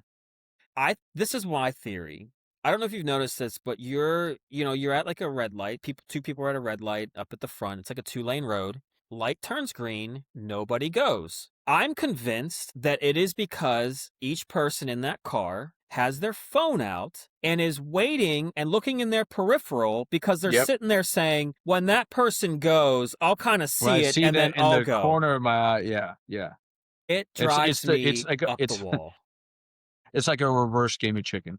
It's like, all right, well, I'm not gonna move until they move. Yes. And I don't have to take my eyes away from my screen. The only Man, good thing nothing. oh, go ahead. No, go ahead. You got it. I was gonna say the only good thing I will generally say though is typically once they realize they gotta go, they go. Like they zoom off the line. Yeah. It's 0 to 60. Yeah. Check out those RPMs. Yeah. Yeah. No, but there's very few things that drive me insane more than sitting at a green light for more than 10 seconds. If I'm sitting, you might as well just blow up that car in front of me. If Yeah. I'm sitting behind somebody and the light's been green for even 5 seconds, I'm like, please act like you got somewhere to be. I'm 3 'cause I do. seconds. You got 3 seconds or I'm honking that horn at you. Oh yeah, the horn's getting it. Yeah, yeah, absolutely. And then you ever watch from like the car like behind, and when you honk the horn, they're doing this. They're Yeah, I know. just like drive away. Yeah. Yeah. Busted. And Yeah, then no, that's it's when the worst. then that's when you can tell too is when they then kind of then they speed off the line because they're like, Yeah, oh my god. they try and make up Yes. for it. Yeah, they just they haul ass. Which Yeah, I absolutely. do kind of appreciate in the end because it'd be even worse if you just then took your sweet time going afterwards. Oh man, it's just everyone I pass is on like their cell phone and they're just Oh yeah. but they're like scrolling or something. Like I read the text or something maybe, but I don't know, scrolling or doing the full text. I'm like it Yeah. could have waited, right? I don't know. Oh, absolutely. Yeah. Yeah. No, yeah. We're like, this is us just proving our age. We're like, it's like the phones are ruining America. And, they're just, but it's true. These things are freaking just time sucks. And it causes accidents. And Insurance it's keeps just, going up because of it. Even if I haven't gotten in an accident in Lord knows how many years, the insurance goes well, up $50 a yeah. year. Well, I just love that, like even the big tech giants, they try and put deterrents like it'll lock when you're moving. So it'll be like, I'm driving. It's very simple. Just click the I'm not Yes. driving button. It does nothing. That deterrent does nothing for anyone. I know. If they want to look at their phone, they're looking at their phone. That side of the road, like, what is going on? And then it's like, click here. I'm passenger. I was like, perfect. Yes, I am the passenger. What do you think anyone's going to do? I'm a passenger. Yes. They're gonna be like, "Oh, you're right. You know what? I'm not the passenger. Yeah. I better not do this." And No, they're gonna keep moving. That's a Hank Hill move right there. I can't click this. I am not the passenger. Waze would not want Hank Hill. King of the Hill, for those of you that don't have that reference point. Yeah. Good old King of the Hill. Good work. Man, that's a worth a rewatch because you will side so much with Hank more than you ever thought you would. The older you get, you're like, you know what? He is onto something there. Yeah. You're like, yes, propane is a much cleaner, more efficient fuel source. That might be the only thing I disagree with him on, but his stance on everything else, I'm on board with you, buddy. I'm sorry. Yeah, well, you know what else Hank Hill liked? It's a baseball. Baseball. Let's get back to baseball, man. Yeah. We took a little side road. That's okay. That's right. A little detour. We're known to do that. You know what happened is we were on our phones when we were driving and we just got sidetracked. Yeah, so, it happens. Happens to the best of us. Sadly to say. But yes, so, we are full throttle into the Major League season. It's a long season, so I try not to overreact both in fantasy hard not and to. in reality. But because if you look at the standings right now, your league leaders are, no big difference on the AL, but the NL leaders, the NL East leader right now is the Miami Marlins. Yep. The Miami Marlins, 5-1. 5-1. Smoke and mirrors, I think. Well, it's just such a small sample size. Holy cow. Yeah. But they so I try not to overreact. It's a long season. Somehow the Nats are exactly where I think that they would be, 3-3. Yeah. It's like, okay, that checks out. We were 3-1 and then we lost 2. So bam, right there in the middle. And we're tied with the Pirates. You're much more bullish about your Pirates than I am. I was actually trying to get you to wager something about whose team was going to be the bigger cellar dweller, but you were like almost sympathetically like, I'm not going to do that to you because there's no way that the Nationals are going to be better than the Pirates this year. Oh God, yeah, the Pirates are going to be way better than the Nats this year. I'll take that bet with you, but I kind of want to. I'll spare you from that if you want. Save me from myself. Yeah, just like you thought you were going to try to do. Did you? Can you be honest? Did you try to veto the Scooble for De La Cruz trade? Did you veto it? Your trade? No, I didn't. I didn't. I was like, I was tempted to call your bluff because you said that if you veto this, I'm done. I was like, competitor Semco, there's no way he's gonna quit. You No, can't do it. I've threatened that through the years, and that But I just yeah, but I didn't wanna pull on that thread. I was like, you know what? He needs a win. This guy needs a win. Let's thanks, give him man. this win. So you got it. But yeah, some other teams that are looking to win it all, man. You know, it's like it's never too early for a good end of year prediction. Of Are you course. ready to do some, with a small sample size? Do you have the Marlins making it all the way and running the table? But Well, let's no, let's go with let's go. We'll do really high level stuff, right? We're not going to go through every matchup in the no. playoffs, who'd be facing who or whatnot. But let's give our division winners, our wild cards, and who we think's gonna Okay.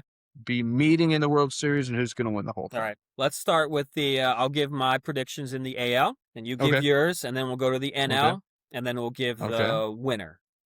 I like it. I think the AL I think that one's pretty easy to, I think, narrow down who's going to make the playoffs. Maybe who wins the Okay. divisions and not might be a little different. I like Toronto, man. They only made Really? some big Okay. acquisitions. Look, I said that an ill will. I'm proving to be absolutely correct that Bo Bichette was the worst pick in the draft. I mean, he has struck out like 12 times in He 14 has. at-bats.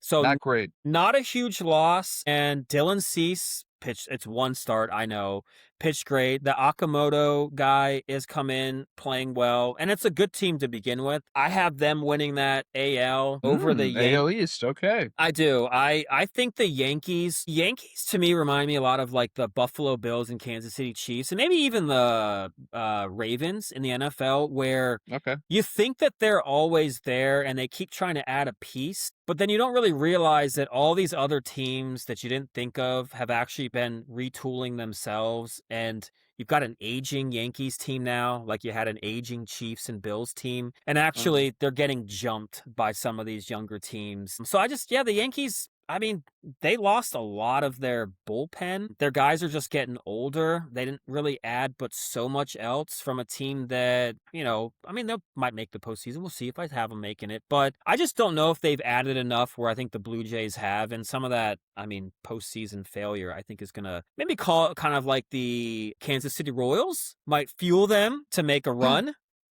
So Okay. I got Toronto. I think Detroit runs away with the Central. I can't believe that they collapsed and let the Guardians. That offense The is Guardians. atrocious in Cleveland. The Twins, until they prove it, I'm never going to pick them. They were the hot pick for 5 years. You got to prove it to me at this point. You're like Purdue. I'm just not going to believe in you until you do it. And then in the AL, Seattle. I think I love the pitching. I love the hitters. I don't think losing Eugenio Suarez is going to be that big of a deal. They still got the big dumper. They got The Julio. jumper. They picked up Brandon Donovan, who might end up being the best pickup, one of the best pickups of the year for a team that just kind of, they always had that, what was it, J.P. Crawford in there as like their leadoff hitter. He could walk a lot, but he really wasn't, he batted like 220. Donovan's going to be like a 270, 280. I think a guy that's going to get on base. Plus that pitching staff, I think, is probably one of the best in the majors. And I think one of the surprises that I've got making the wild card, I like Texas. I'm going with Texas. I think if the DeGrom can stay healthy, I think Gore McKenzie from the Nats is going to have a good year. Your boy Eovaldi, it's an innings eater. Oh my God, he's not looking good. I know this because I've seen him for 2 starts, and I'm like, oh God. Yeah. This is where I'm trying not to overreact. Yeah. Okay, let's just give him a little bit more time. And I think that offense, Langford, I think, is a little overrated in fantasy, but he's a good ball player if he's healthy. Seager could be good. I don't know. I just see them being If he stays healthy. Yeah. Seager could be good if he stays healthy. And then I do have the Yankees. I wanted to put Boston but I don't know, relying on hitters like that in that division, I just don't think you're going to get enough wins, and I think they might make the wild card. It might be the Yankees and the Red Sox, but I got the Red Sox out and Houston out. Out. Okay, I like it. Who you got making it to the World Series, my friend, from the AL? I'm a sucker for pitching. Seattle. I wanted them to do it last year. I think they might get a rematch against Toronto again. Maybe Detroit. I think Detroit might make a run. I just like Seattle's pitching. I don't know. I want a team like Seattle to be rewarded for going after and prioritizing pitching, kind of like the Nats did. So I think it's more just my heart and not my brain on this one, but I'm going to pick Seattle. Okay. All right. Well, you're not too far off, my friend. Sadly, we've got a lot of similarities here, so not a lot to argue with, except for maybe one or two. Okay. We'll kind of see where this goes. One, you got it wrong right off the bat. God bless you for loving Toronto. Thank you. But the Yankees are just moonwalking into the AL East title Moonwalking. there. Yeah, just moonwalking. Okay. I mean, you talk about batters. I mean, that whole lineup is just stacked. And they got people on their bench that would probably be starting on 20 different clubs. So I just like it's got to be said to be able to have a team where it can be a different guy for 10 straight days and they could win That's true. off their bats. I mean, Jazz, I love Jazz. Obviously you get Judge.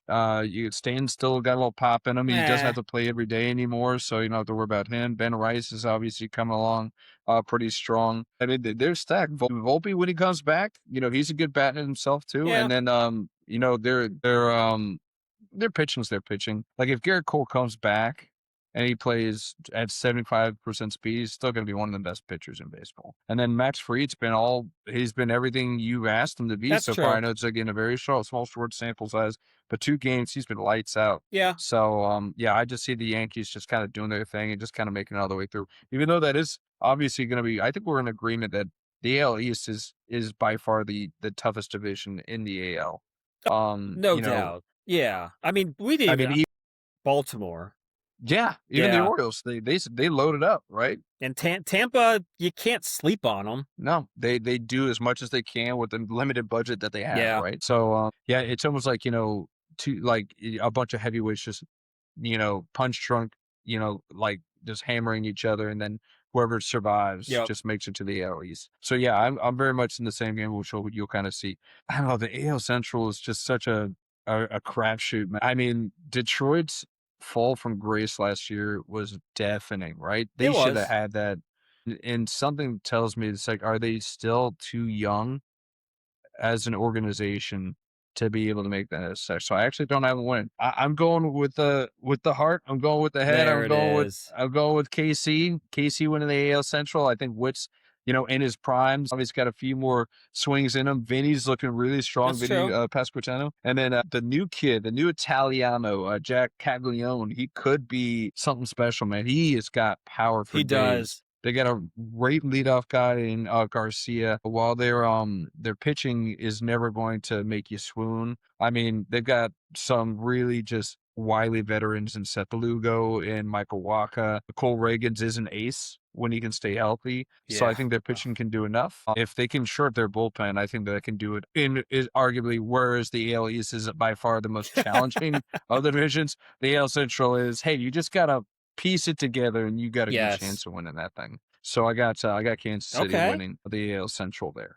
And then this is where you and I are very simpatico. Seattle, for all the reasons that you said, I got them winning that division. It's like their starting pitching is just so deep, like, between Wu and Gilbert and Kirby. And I mean, Castillo even, he's the vet on that staff, and he'll throw heat. To be your 4th starter, absolutely, I would take that. Yeah. And I'm missing Miller, like Bryce. When he comes back, he's out now, but he should be their 5th. Yeah. I mean, that would go up against any pitching staff. Bryce Miller would be the opening day starter for the Washington Nationals. I mean, easily. I saw you did pick up or draft Cavelli, but drop him real quick.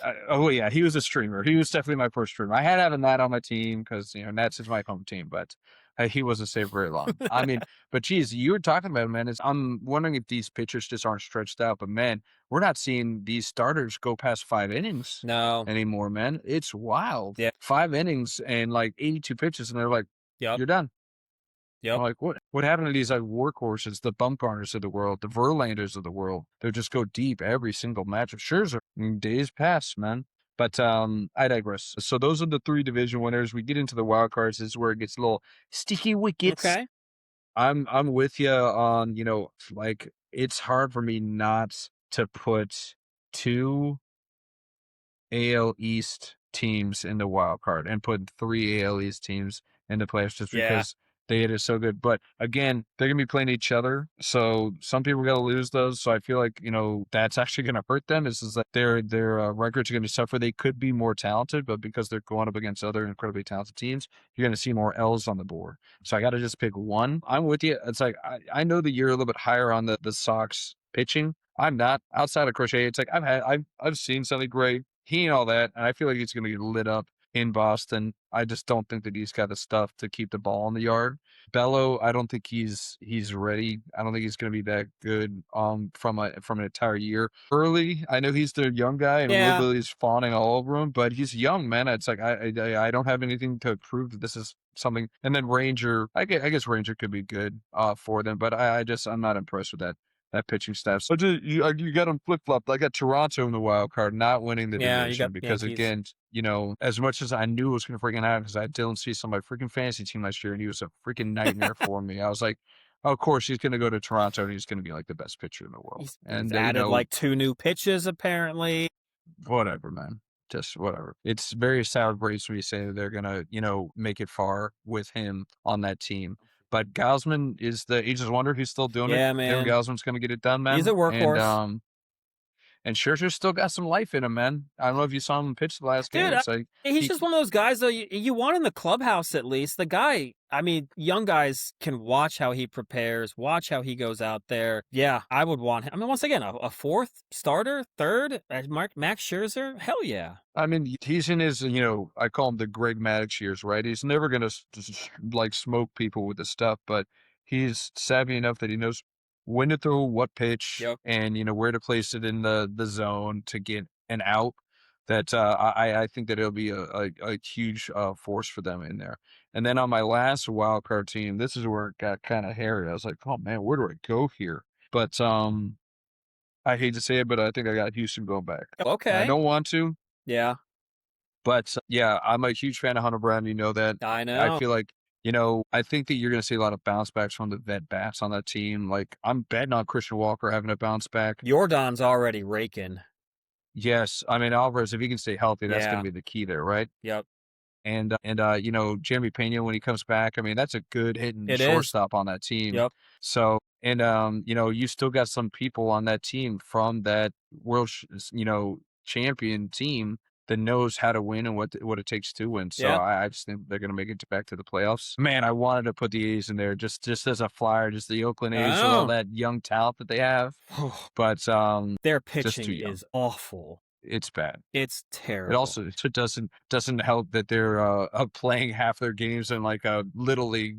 I know. Ballpark. We talked about it before. I love it though. It just seems like it's just I know you do. You just go like drive down the road almost just like in like a neighborhood ballpark and just watch like a professional baseball team. Like how cool would that be? But I do before we move on, I do want to ask you like a question because we've been kind of talking about guys that only go 5 innings, aren't workhorses. Do you even not hot take city, but I mean, do you even want to call these guys like pitchers anymore, or are they just like throwers, hurlers? Like whatever happened to, you mentioned like Greg Maddux, Kevin Gausman or something. Like I always hear when I'm watching baseball, the announcers that were hitters, they'll always tell you the thing that I hated the most was when a pitcher would change my eye level and change speeds on me. I mean, God bless, I love you, Hunter Green, but you get hurt every year. Your kids are never going to probably know who he ever is because he's never going to play long enough.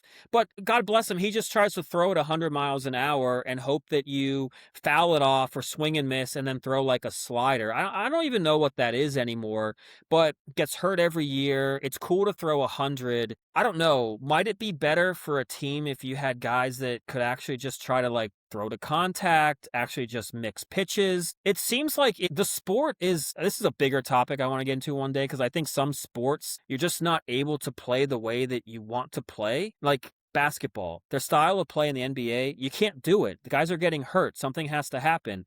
Baseball, these guys can't throw 96-mile-an-hour sliders. Not just stop and say, you know what? We got to just throw 92-mile-an-hour sliders, 95-mile-an-hour fastballs, and locate and actually get 6 or 7 innings out of these guys. Maybe they strike out 7 or 8 instead of go for 12, but you get longer shelf life. These guys actually throw more rather than it seems like now you just let them throw less and less and less, and guys get more and more and more injuries. Something doesn't add up to me. I don't know how you feel about that, but that's like you said, they go 5 innings in 80 pitches and get taken out now. Well, we've seen the rise of the bullpen, right? Like in the Yeah. last 5 years, we've seen like people kind of recognizing, and I don't know if there was a singular moment in time, but and again, maybe this is it's not a maybe, it's an absolute. The way that I really kind of recognized it was when the Royals were making their run in the Yeah. World Series and they had a seventh, eighth, ninth Yep. guy, right? They're like, if we can just get him to the Yep. seventh, we've got our seventh inning guy, Herrera.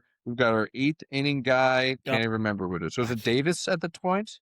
Wade Davis. No, he was our He was closer. closer. Yeah, and then they had but they had a They guy did. named Holland. Was it Greg Holland? I can't Or remember. Holland But was the anyways, closer. Davis was the yes, eighth. and Davis was yes. Yeah. So they had their seventh, eighth, and ninth, and then you kind of saw people leak into that. It's like, hey, if we can just get to five, we got a strong reliever that we can put in the Yep. sixth, the seventh, the eighth, and ninth. I remember the And then Orioles with Buck Showalter. He only wanted 5 innings. He's like, if you can give me 5, I don't care, but give me 5 innings, and the bullpen will yeah, try to do the rest. Yeah. yeah.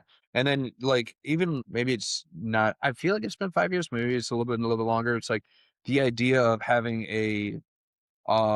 like a relief pitcher game where you actually start the game with I a relief hate pitcher. that. I hate that. And then the whole game is just long relief. It's like this guy does 2 innings and this guy does 3 innings and this guy does 2 innings. And it's like, but that has become a norm. Yeah. Like to give your pitchers an extra day of rest. It's like on the 6th day, we're just going to do, or the 5th day, we're just going to do a relief pitcher game. And that just throws it all out the window. Yeah. But it's because we've seen these bullpens get deeper and deeper that they feel less reliant. And again, you could say is that the trickle down effect of that is that these pitchers are like, I don't have to pitch as many innings and I Yeah. don't have to throw as many balls. So I'm going to crank it harder in the short time that I do have it, which is causing those additional injuries, Yeah. which is causing those like, mistakes, if you will. So yeah, I think that the management's decision to be less reliant on the starting pitchers, on having them lengthen a game, has maybe, to your point, had a little bit of a trickle out as to, what we've seen happening to these pitchers becoming less of, students of the game and more Yeah. of just hurl the sucker as fast as you can. I mean, 10 years ago, dude, Hunter Green wouldn't even be a starting pitcher. He would be a closer. He won. You're right. He'd be Yeah. chatting. He would be a guy that would just throw heat for 1 inning, and that's Yeah. all he had to do. Yeah. And just blow by people. And that was it. But now they're like, let's see if we can get 4 or 5 innings out of him. To his detriment. I mean, like I said, the guy is going to be done by 30, and he's going to have like never completed a season, and it's just going to be I feel there's going to be way too many guys that are going to end up like He won't that. be able to lift his arm past here. I know. But he'll be like, hey, I used to be able to just throw 100 mile an hour for like 50 pitches in one game. Be like, that's cool, I guess. I don't know. I do not like that part of the game, though. The bullpens. I do not like that part. And I do get it now when you have the ghost runners, so you don't have to worry about taxing the bullpen as much. And those guys can throw hard, but no, I feel like your team would be better off if you just had guys that could go 6 or 7, and then that bullpen is just nice and fresh. I don't know. But we'll see. I mean, maybe it'll change, and maybe it'll come to something where some of these pitchers are like, I'm not going to risk having to have Tommy John surgery like 20 times in my career. So I think I'm just going to take a few miles an hour off and just kind of locate and get through the innings and, maybe just strike out like 7, maybe 8, get a lot of ground. I don't know. It's not sexy. Yeah. And the kids want the Instagram, strikeout. They want the Ks. Yeah, they do. I don't blame them. Instant gratification. We're back at us after. I know. Well, you cut me out before my I did. World I'm Series sorry. pick for the AL. But that's fine. We'll get back to it because it goes back to pitching, man. I hate to say it, but I wrote this down. I'm not going to change it for you. Okay. I had Seattle going to the World Series too, my friend. I just like that team as a whole. Pitching is incredible. I think they got one of the best closers in the game right now, don't they? Well, he hasn't started the year off very well. He is on my fantasy team. Okay, well, team. it's an early season. But it's an early season. And then again, that offense, leaves, nothing to chance, right? You've got power all throughout. You've got Rodriguez in there. You've got the big dumper. You got Josh Naylor, who has been crap and Yeah, so he is Julio has. Rodriguez. But those both of those two are just horrendous starters. They They always are. They are. always have a crappy April, lukewarm May, and then they kick it off. I So know. I'm just biding my time for And you that got a one. Rosarena as well. Gio Rosarena, yeah, Yeah. yeah. So you got a bunch of guys can be the heroes every single night. And again, it's they got a taste of it last year, and I think that they want more, and I think Yep. that they're prepared for it, and I think that that pitching staff is at the right age where they can shoulder that weight without it kind of consuming them. So I like Seattle to go all the way to the championship, the World Series, Man, it's funny. That going out brings me there. back to that was either like our first or second episode. We were talking about the like ALCS, and I remember I was just so bullish on Seattle's pitching, You were, and you were all about Toronto and yeah, freaking oh my god, he used to play on the Astros. God, who's their guy? Springer. Springer, yes. And you're like, oh, he brings that postseason experience. He hit like a He 2-run does. homer. I know. But yeah, it brings back those like flashbacks to like, we've been doing this for like Yeah. 6 months. I know, isn't that wild? Yeah, I Yeah. know. But yeah, I think that again, Seattle's got a little bit of that play of experience now. Yeah. And they can be a steady hand there. So, I think that they can make that next step. Yeah, we both got Seattle making it to the World Series, man. Weird. All Got right, a on to the feeling NL. I got a Yeah. feeling our NL World Series picks are gonna be a little different. Ooh, I don't know. Because I kind of buy where you thought I was gonna weave, but we'll That see. is true. So we'll see. Once again, like the AL East, I think the NL East is just got 3 teams that I think Three. have It's a not top to bottom. Not no, top to bottom. but 3 that are But all right there. yeah. I don't know, man. I feel like this is Atlanta's year. I think like the hitters, new coach. I know he was on the staff, but maybe he just brings a little bit of fresh life. I think it's Walt Weiss. That offense, I think Acuna is going to be back. I think Ozzy might be happy that Acuna is not going to get hurt. Maybe Michael Harris comes out of his slump. That the hitters are good. I think the pitching will be okay, but I'm going to take Atlanta. Part of it is ill will. That one's for you. I want you to have Atlanta not disappoint you for like a 3rd straight year. But I think they can't disappoint you for a 4th, right? Like what comes up must come down.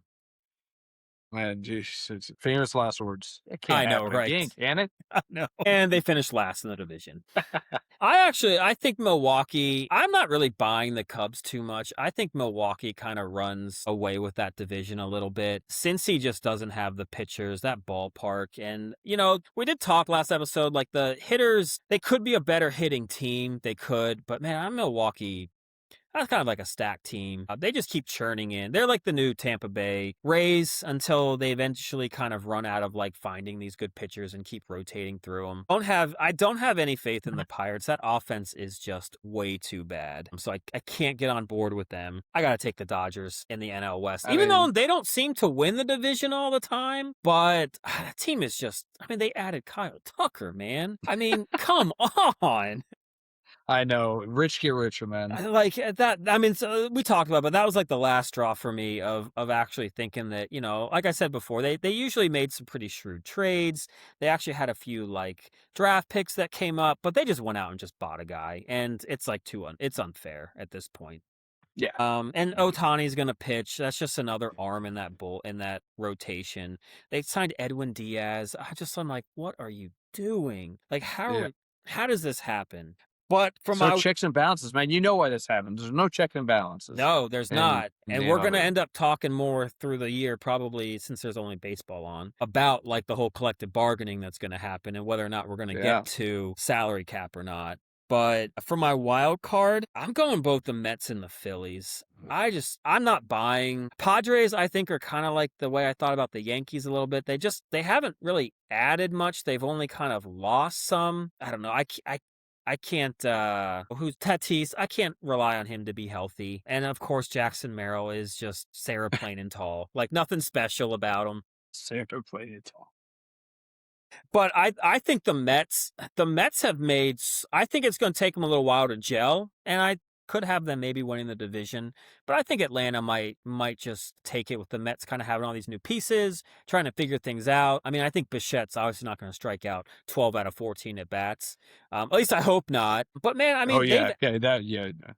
Yeah, I'm but sure they've you'd be real added hurt about that. I know. They added Freddie Peralta, Luis Robert Jr., Marcus Simeon. I mean, they added the Weaver and Devin Williams from the Yankees. They added so many pieces to an already Lindor, Soto. I mean, it's, McLean might actually end up being a pretty good pitcher. So I talk about them to say they're my team going to the World Series from the NL, the Mets. Okay. Mets and Mariners duking it out. All right. Are you going to do your winner or are you going to wait for me to do mine? And then we're going to go to winners. We'll wait. I'll do the winners after. Okay. All right, man. Jesus. Like we're too liking this. It's upsetting me. Oh, no. Quite honestly. No. I'm just joking. We got some differences. We'll get into it. Okay. Yeah, I got the Mets winning the division. Okay. They bring on another ace in Freddie Peralta. I mean, just the shock of last year. I think it's going to be a motivator for a lot of people in that ball club. I mean, Lindor is a vet. Soto is a vet. I know they lost Pete Alonso, but I mean, with the people that they brought on and some of the people that are coming up, I think that they'll be able to supplant what he was able to produce in short fashion. I like them as an organization. I like them as taking it to the next level. So I got the Mets winning the NL East. As far as the Central, I was originally with you on the Brewers, man, and it's hard for me not to, just because it's like I like small market clubs. When The they underdog. bend against the curve, yeah. Well, and they prove that they can do it on a shoestring budget, and they can make ends meet. And they can kind of make it happen. It's just like Churio seems like the real deal. Bryce Terang is still doing it. He hit another freaking home run today, dude. I don't know where this power surge I came from. don't This either. guy that hit 6 home runs 2 years ago, and like he hit almost 20 last year. Yep. Yeah, I don't know what changed, but whoever's the batting coach these last 2 Launch years, he angle, needs to get a man. freaking Launch raise. angle. But yeah, I just don't know about the depth on the bats on that team in Milwaukee. So I am taking the Cubs. I am building. Ooh. I am buying into the hype. Okay. And I think that they are going to make that central push. So I do have the Cubs winning the central there. And then yeah, it's the Dodgers in the West. I mean, there's a reason why they are quite literally the odds-on favorite to win the whole thing again. It's because they just keep buying every single person that they humanly possibly can, even though they don't necessarily need to. I swear, they're almost at the point now where it's like, we're just going to overpay for this guy just so you can't have him. Yeah. I think they're almost to that point now. Yeah. They're turning into, I'm getting it in, they're turning into the English Premier top 6 teams where all they want to do is just sign guys so the other clubs can't have them. Yes. Yeah, got it in. Yeah, you got it in. We got our old soccer talking. Magic. Then we get into the wild card. I'm hyped on the Braves too, man. I've called this bounce back for quite a while now. I just don't think an organization like that is going to be in the cellar more than 1 year. Yeah. I know that Chris Sale's getting old, but I think he's still got one more good year in him. The reason why I'm putting him in the wild card over the actual division is that their starting pitcher's still banged up. Schwellenbach is still injured, so he's going to be out for a little bit of while. Strider, I think, is still injured. But once those guys get back, and as long as they manage their load, Cunha is like the Christian McCaffrey of baseball. He gets hurt and he loses an entire year, and then he comes back and he has an MVP season. So I can see that for Acuna this year. I bought in on Austin Riley, Matt Olson. That's right. Ozzy Albies, that guy Drake Baldwin, their new catcher, he's hitting around the 2 spot, and he's looking every bit the part of a superstar. So that team, I love that you mentioned Michael Harris because you can't stand the guy, but but you're like, maybe it'll work this time. But Michael Harris, he has the tools. I know. I think he just put that crap together, and maybe this is his post-hype season. Right? He is a second half star, so they might actually get to the postseason for him to actually then continue that run. So, but I agree with you again. Much like the AL, the NL East, the East is where it's at. Beast of the East, man. So I got them making it, and I just can't pick the Phillies. There's too many ex-Nats on the team. I can't put them in the wild card. But I'll give it to my wife's hometown. I'll give it to the Padres. Again, they've got some vets on their team. I like the first 3 or 4 hitters on that team. You guy that's always going to gut on base and Luis Arias. Yeah. You got Tatis. You got Machado, who's just, in his boring vet days, he's just going to hit 270 and probably, drive in 90, It's true. RBIs and just do it with his eyes half closed. Jackson Merrill, I mean, he's nothing special, but he's not going to make the team worse. Yeah. And then I You got like the bounce Xander. backs for look. They got Xander too, who's well past his prime, but Yes. you can still get it done. And I like I sleepily like their pitching. I got Pavetta. I think that he's a stalwart. He's going to get the job done. I think Michael King, if he can stay healthy, he Yeah. could be an ace. So I like him as well. And that bullpen yeah, I is don't know. really good.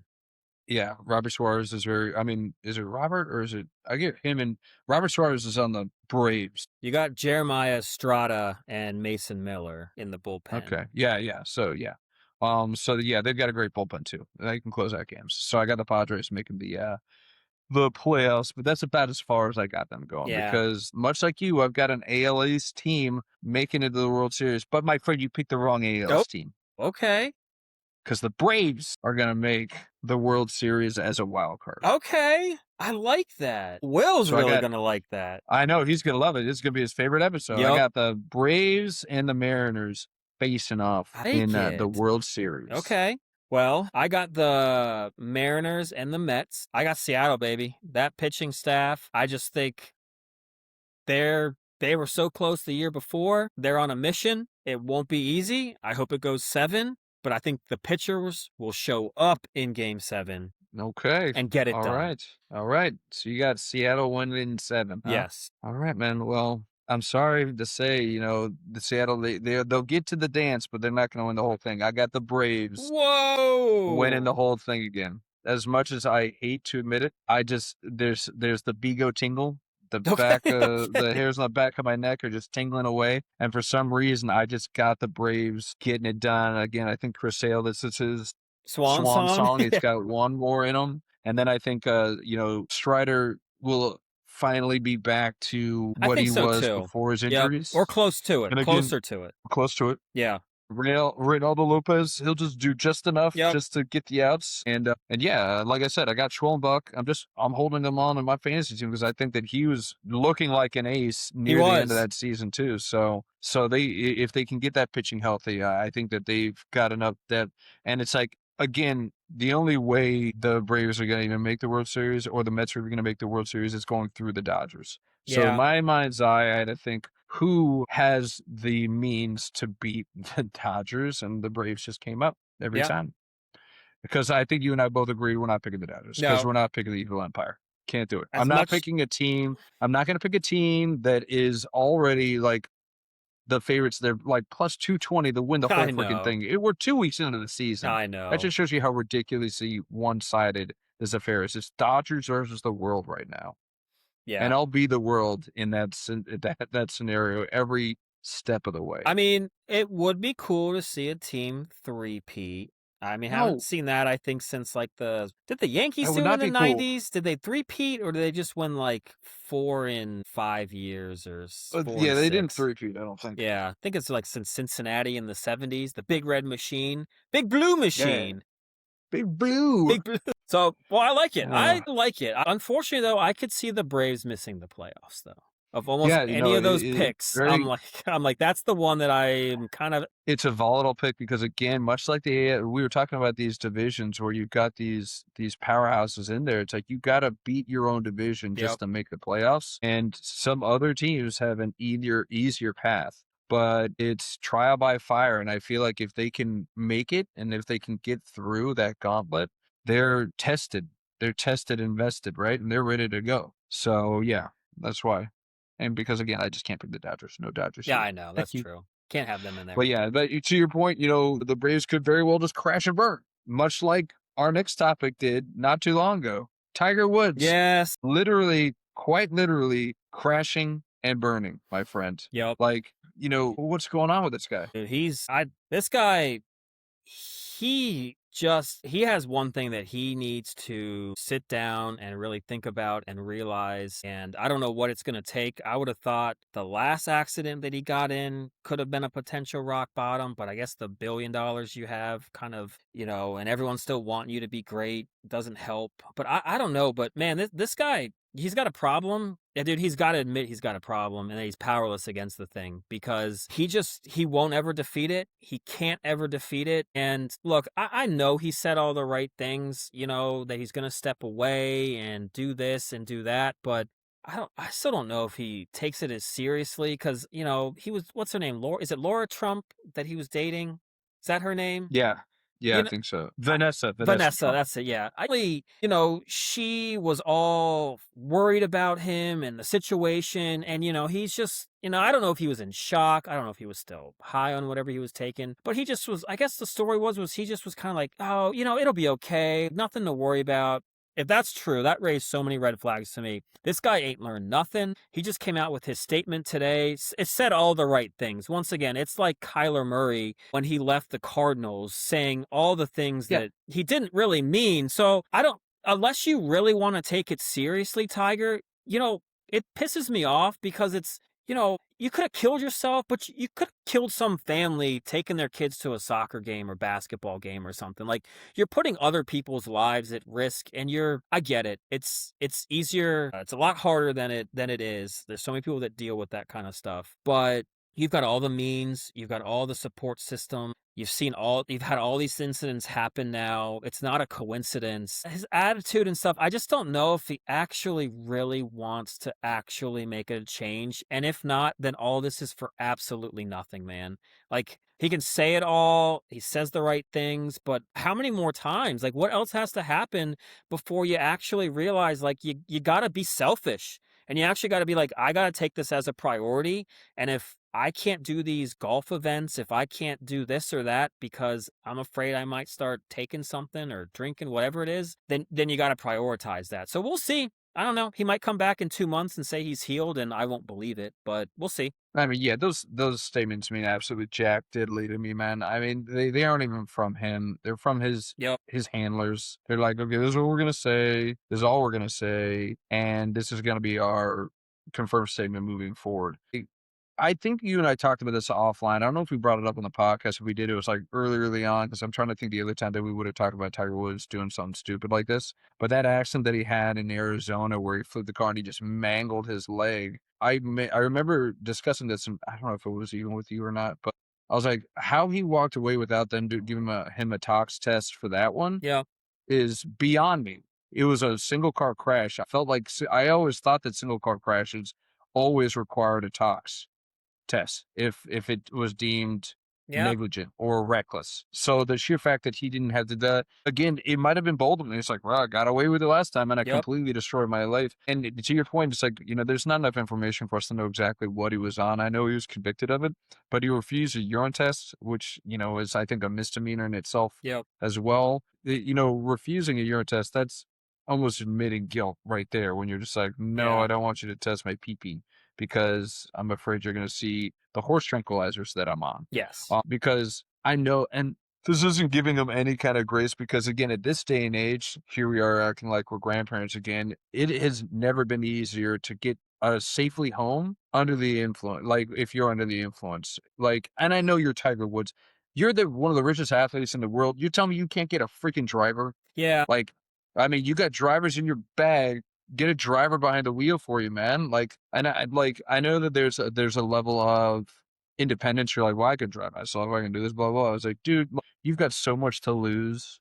And for what? Like, something as stupid as this is just unacceptable at this level of, you know, fame that he has and the amount of money that he has. But even for the layman's, it's like, I would have killed for this 10 years ago, like, if, like, Uber was existent and Lyft was existent. I could Yeah. just like, you know what, I'm just like, I know I'm kind of off my skis here, so I'm just gonna just hop in one, I'll get my car towed. But again, hindsight's 2020, I understand that.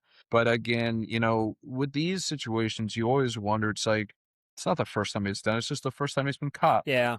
Yeah. So you wonder, it's like, has he just been doing it so long that he's just like, well, you know, it's like, yeah, I had no need to change because I haven't had any issues in the past, you know, that you hope that this is going to be kind of a wake up call for him. But to your point, it's like people that are this stature and have this much money, do they ever feel like they need to change? Like, I maybe I'm cynical in that regard, but I'm just like, unless it really has a damaging effect to his brand or to his personal life, I don't see it. And he doesn't seem like one where if it damages his personal life with a lady friend, that's really going to upset him because he's No. just going to move on. So No. that's not going to do it. So unless this literally hits somewhere it hurts, and that's in his bank account and his endorsements and his sponsorships, I don't know if he's ever going to change. Yeah. I don't know. Yeah, it is one of those where, you wish that it's so much harder though to not want to. I mean, everyone struggles with it when they're have the addiction of not wanting, of driving where they're going to go or putting themselves in harm's way, and that's just kind of part of what this disease is kind of do to you. Like, it sucks. Like, it sounds so easy to just, well, you could just call somebody, or if you're struggling, call somebody. Like, I do feel for him in that, because that's like the last thing you want to do is like admit that, of course I'm going to have someone pick me up because I'm too messed up. Like, it just hits like an E.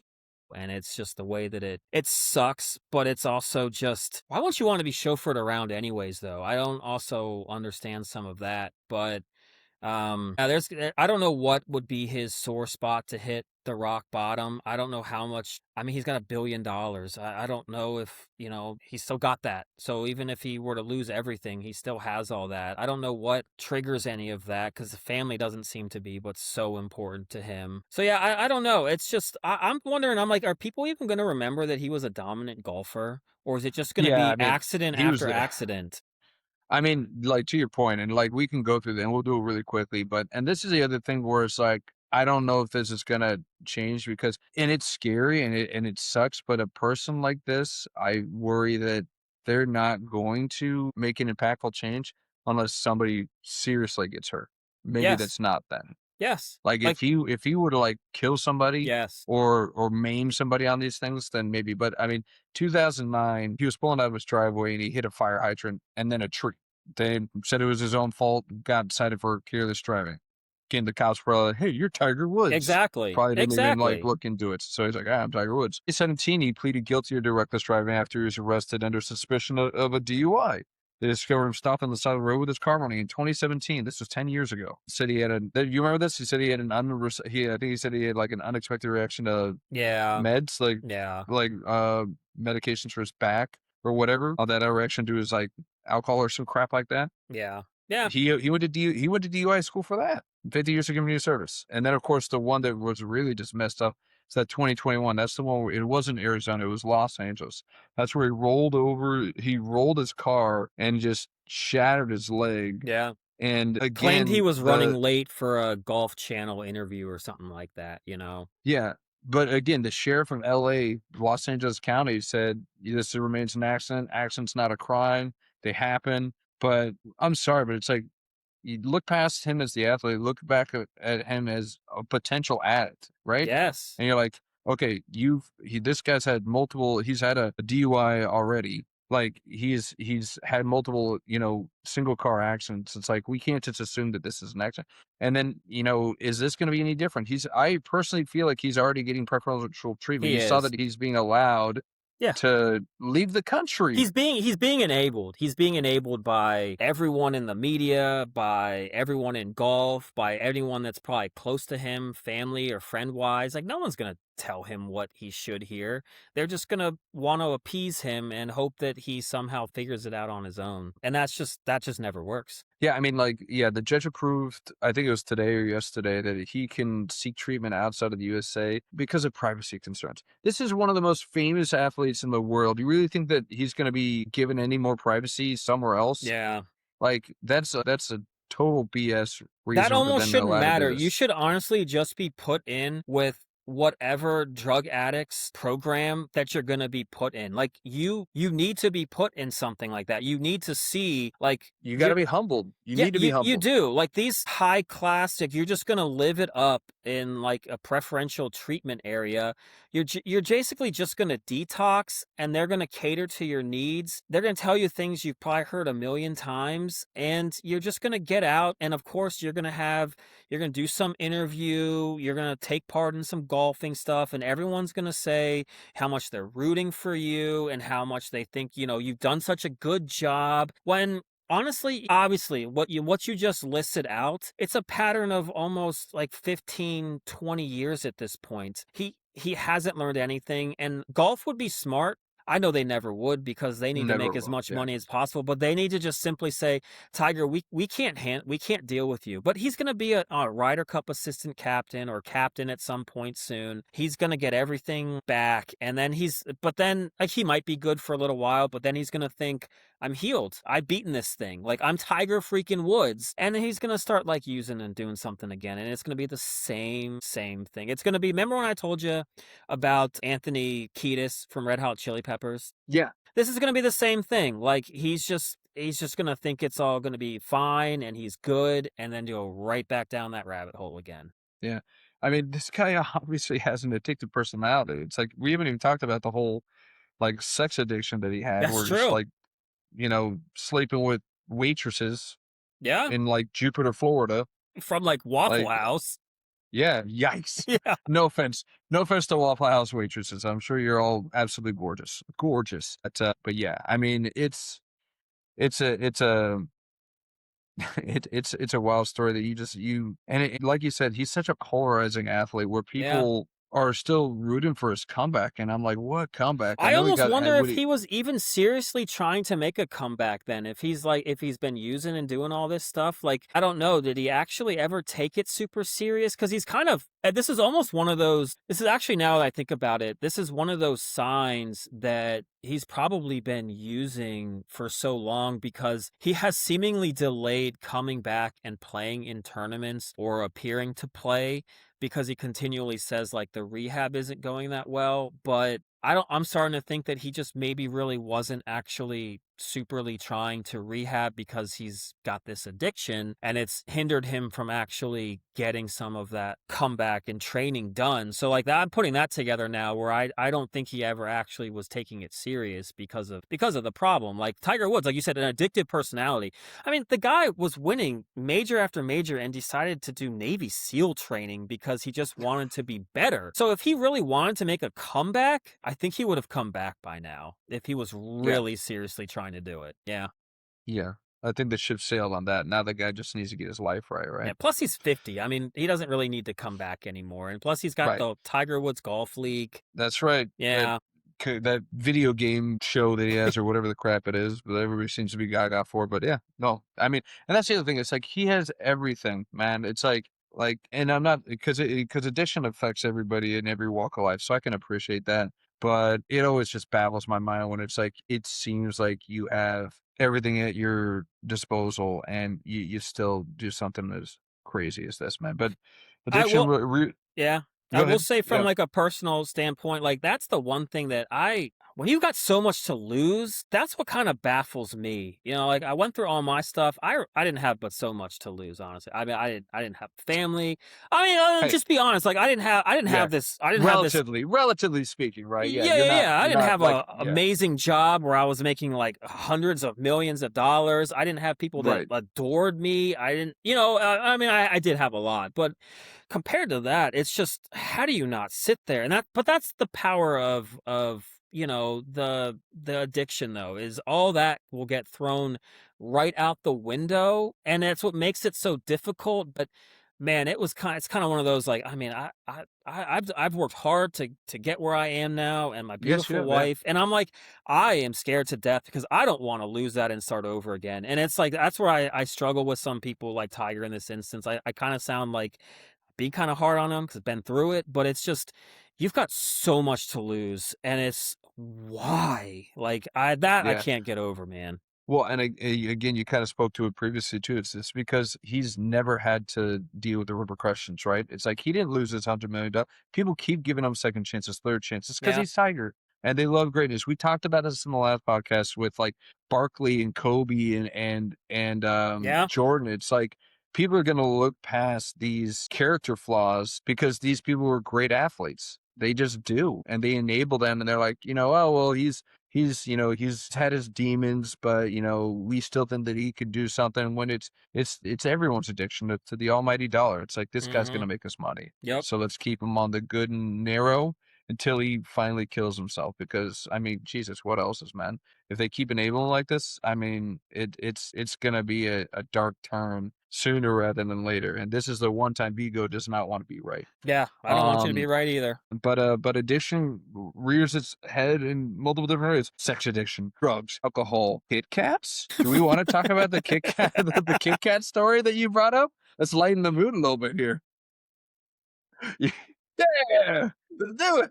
So this has become pretty big news, but apparently there's a story out that's you kind of brought this to me. Do you want to bring this up, or do you want me to kind of leave? No, go This ahead. is in Poland. I think you have it up. I don't have the story This is in Europe. So apparently there were thieves that have stolen 12 tons of Kit Kat bars. So a shipment containing more than 12 tons of Kit Kat bars disappeared after thieves stole a truck carrying about 413,793 units. And now Nestle, the owners, asking for help to track it down. Of course. According to Kit Kat, the truck left central Italy and it was heading towards Poland when it disappeared during the week of March 23rd. The company says the vehicle was moving between production and distribution sites. Both the truck and its cargo are still missing, and investigations continue with local authorities. I've never wanted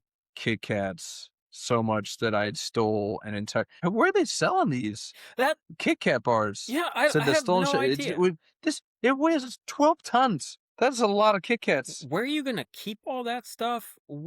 I mean, it might melt. You got to keep it in like a cool area. I don't know. I couldn't help but think, I'm like, the guy that's like the truck driver is like, honey, I got the greatest gig. I just get to transport candy bars. You'd think he's a freaking got the money, like the money trunks or whatever, like the Brinks. Like you would think he's like driving Brinks. Like now you got to be on patrol for chocolate thieves. Gotta wear a bulletproof vest, the whole nine. Absolutely.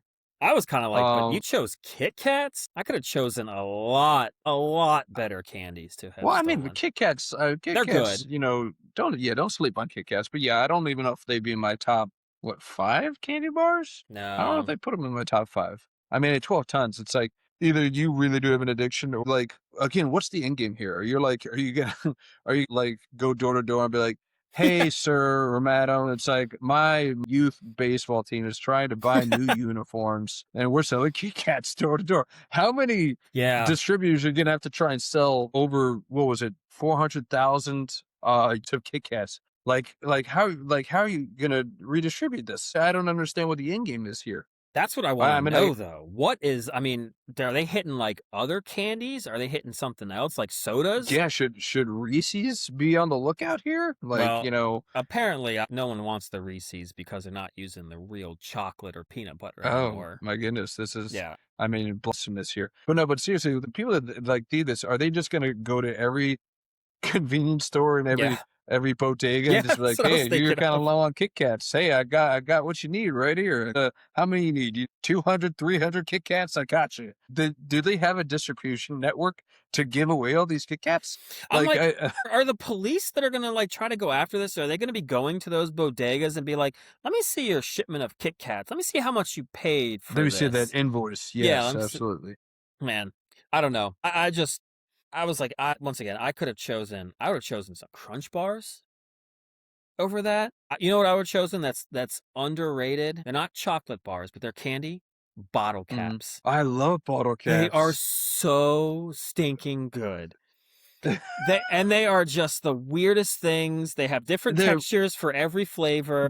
Differently, yeah. But they're addicting. You can crush a box of those. You'd be like, oh man. Every single time they finally have them up at like one of the Publix we go to, and it's on the it's on like the very first register you pass after you come through you know dairy. Exactly the register to go to. You're like, this is the bottle cap register. Well, so to be honest, the little place that's like in Woodlake, the gas station, they have like every single boxed candy in there except for effing bottle caps. So I'm like, do they not even make them anymore? Like, what's going on? They had everything. So then when Publix literally had them in there, I was like, oh, they're the only place that has them. I can't, it's once a month or no, once every 2 months because we go like every other week shopping. I have to get a box. I can't not.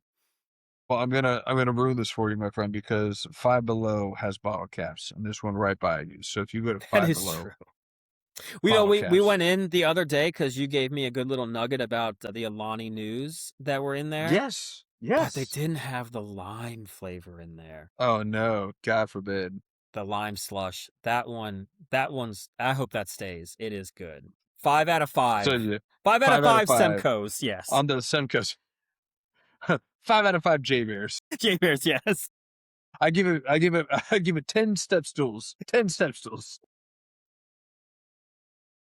I do think, well, I did see that Jimbo changed his team name, so Oh, did Dwight he? has now taken over though with DJ Stepstool as his team He name. has. Yeah. He has. I couldn't be happier, by the way, for that. But no, but yeah, like Kit Kats, that's a weird haul. You got to feel like that's an inside job.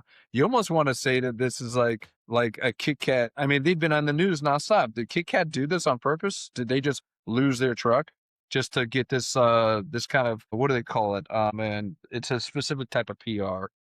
Yeah. Crisis PR. You Yeah. get like the crisis. This was just a crisis PR stunt. I mean, like they've already come out and said, no, this isn't a stunt. It's not an April Fool's joke. And but they say that, but then they're like, they've also created a stolen Kit Kat tracker that lets you check if your Kit Kat was one of the ones that was stolen. Are you serious? I'm serious. Like you can scan. So now people are gonna buy their Kit Kats and they're gonna scan the barcode. They're gonna download this app. Like it sounds Yeah. just. It does sound a little made up. But that is Or true. They do have that. I'm telling you, man, those barcodes that are on things, the amount of information on them is that actually is going to really hurt the thieves because oh crap. that's going to be like, where'd you get this from? The Italians are like, oh no, we did not think about the barcodes. No, that's French. I got to work on my Italian. But you're right. That leads to more the door to door. Would you like to help support? Yeah. Get the trench coat out. You're like, yeah, how many Kit Kats you want right here? It's like being stereotypical. I'm just thinking of like Tony Soprano and like his goons. Like they're just like knocking at every door. Like, you want to help my kid's team out or what? Like, I'm just thinking, like, are they just like, are they just hanging out at like movie theaters, like before they hit the concession stand? Like, hey, come here. Man, they're gonna charge you like $10 for that Kit Kat. I'll give it to you for like $2, right? I'll give you 3 for $2 right here. Come get these Kit Kats. I mean, you hear Like they're just trying to burn those Kit Kats. It's just like money laundering, right? You got to wash them. You got to wash that money.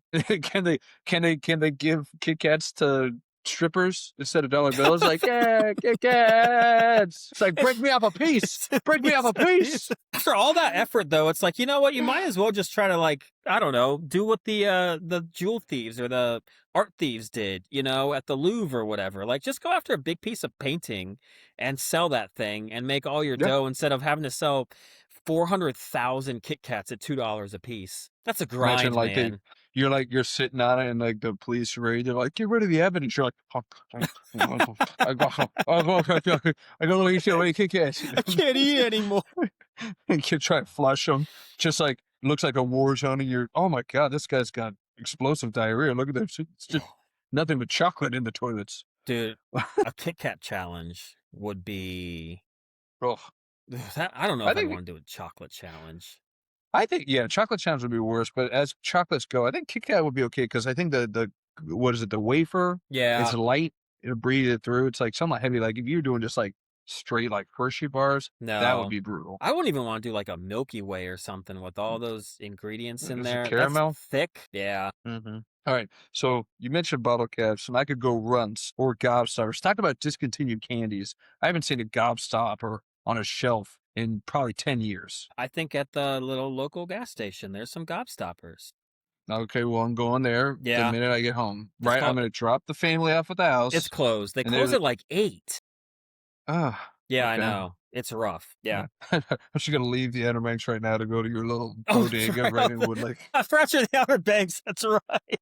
It's like, honey, where are you going? It's 11 o'clock at night. Don't worry about it. Come back with like 5 boxes of gobstoppers. Well, I mean, got to get it while you got to get it. Yeah. I was always a fan. But if you had to pick. Go ahead. You have to, if you know, go ahead. What are you a fan of? I was going to say, one of my probably very, very hard to find, but one of my favorite, I'm actually a fan of Dots as well. Okay. But the tropical. Is that the gummies? Yeah. Tropical Dots. Tropical Dots. Or when they do the Christmas, they do like the red and green, whatever flavors those are, but they're just like the Christmassy ones. Those Dots are sleepers. The original aren't great because they got like 3 of the 5 flavors aren't the best, but you get into the other ones. Okay. All right. I'm not like, I don't know. This is very chewy. Very chewy for my They taste. are. They definitely Yeah. are. And if you gotta be careful you don't get an outdated batch where they're, like, hard as a Oof, rock. hard, yeah. Yeah. Like, you'd like maybe I was triggered because the last time I had dots, I think it was in my kids' like Halloween stash, and they wanted nothing to do with it. And I was like, sure, I'll. Yeah. They'd probably been sitting out for God knows how long in the cold and just hard as rocks. Yikes. Let me ask you this, and this is a weird tangent here because we're talking about candy, I but am a fan of the banana Laffy Taffy, yes. yes, banana's the jam. Oh, I love okay. banana. Okay. Yes, Oh, yes. wow, look at that. We I'm a agree on that. runts. My favorite runs is the banana. Love Yeah. the banana. The heart Yeah, is good absolutely. too, but yeah, the banana's the best. I love that you call it a heart. It's a strawberry, you dumb dumb. It's not just the shape of a heart. It's supposed to be a flavor. It looks like a Strawberry. heart. It does kind of look like a heart. Yeah. But in that same family, the Mike and Ike's hot tamales, good and plenty. Give me your rankings of those three. Mike and Ike's, and Good and Plenty and Hot Tamales are so far below. I can't stand hot or God, what was the other one? It was Good and plenty. Good and Plenty and like Necco wafers are my bottom feeders by far. I could not get on Dude, board with Good and Plenty's, man. I don't know what it is. That's like black dude, licorice to me. Ugh. that is Jimbo's go-to. What? He is obsessed with good and plenty's. I'm glad I criticized your baseball team. Good and plenty. So I was like, what's your favorite candy? He's like, good and plenty. I was like, good and plenty. That's Of that's all it. the candy? Okay. Wow. Good and plenty. Like some good and you like some plenty. They're all for you, buddy. You can have them. You can have them all. Yeah. Are You they? can good Do and they even have. still make those anymore? Yeah, because I got him for him as a thank you. Like Did you? I paid him. He let me borrow his car when I was in Hawaii, and I paid him in good and plenty's. Sounds fair, I guess. That's his Yeah, it favorite was a candy. great deal. It was a great deal. Yeah, People because you couldn't. at the bodega were like, "Yes, please take these. These are they're going to be expired in a week. Like, just take them." They have a Half shelf life of price. 10 years, and yet they're still going to be expired somehow. I know. Let's so Kit Kat's not a one. I want to hear your number one, maybe number two, top two chocolate candy bars. What are you going with? I'm a huge Crunch Bar fan. Crunch Bar. Okay. Yes, and okay, I'm not gonna like wuss that or give this as well, but I like Crackle. I mean, that's like a poor man's Crunch Bar. They're very similar. It's a poor man's Crunch Bar. Okay, yeah. You just like that little Rice Krispie thingies? Is that what they have? I The do. little A lot of it Krispies? is a little bit like that texture. Mhm. But yeah, it's not too chocolatey, but yeah, I like the little crunch, literally the Okay. crunch on the crunch. Crunch. And then Reese's, any of Reese's, yeah, them, the that's a good cups, tea. the Even the pieces. new one, with the wrong chocolate Well, and peanut okay, butter or if we're whatever. gonna talk about like today, then no. But in general, yeah, Reese's. And then after that, Butterfinger. I like the peanut butter. Yeah. I can't do Butterfinger, man. That junk just sticks in my teeth. It Drives me does. nuts. Yeah. Yeah. What do you Nah, got? it's I'll go 3-1. I'm a Snickers guy. I like Okay, Snickers, I like man. Snickers too. Yeah. Good, like not the fun size. I need the full bar. And I bite into that Okay. Snickers. And so I like the Snickers. Number two, guys, you got me talking about Crunch Bar. That sounds great. I know. No, I won't do it. I'll do Reese's. Yeah, Reese's is a go-to. You got to go Yeah. Reese's, right? And like you said, the pieces, peanut butter cups, when they do the shapes like the eggs for Easter That's right. or whatever. Yeah, yeah. But no, number one is I'm gonna pull a George Costanza. It's the Twix. It's the only chocolate bar with a cookie crunch. All right. I love Twix. How can you not love Twix? It's like the best. They are good. I don't know. Yeah, they're like a middle of the road. I know they're better than like a middle of the road. You know what the worst one is? I will never eat one ever again. Charleston Chew. I saw something one day. I got it by accident because I saw I got it by accident. I saw it said like strawberry on it or something. So I was like, oh, well, this seems new, like a new fruity type candy bar. And then it's like chocolate with. I was like, no, not doing it. That's it. No, Chocolate. did not. That's 1 J Bear, 0.5 J Bear. That's all right. Well, now I know I will be shooting Charleston. So Charleston Chew and Tootsie Rolls are probably right there with you, huh? Can't stand Tootsie Rolls. Can't stand Tootsie Rolls. Can't stand candy corn. Can't do it. Can't do it. No candy. I'm with you on that candy corn, man. Yeah, Man. I never. I don't understand. Now when they do like the exotic flavors that are different, but they look like the candy corn, I'll eat those. But a regular candy corn, I can't do it. I didn't even know they made exotic. It was all news to me.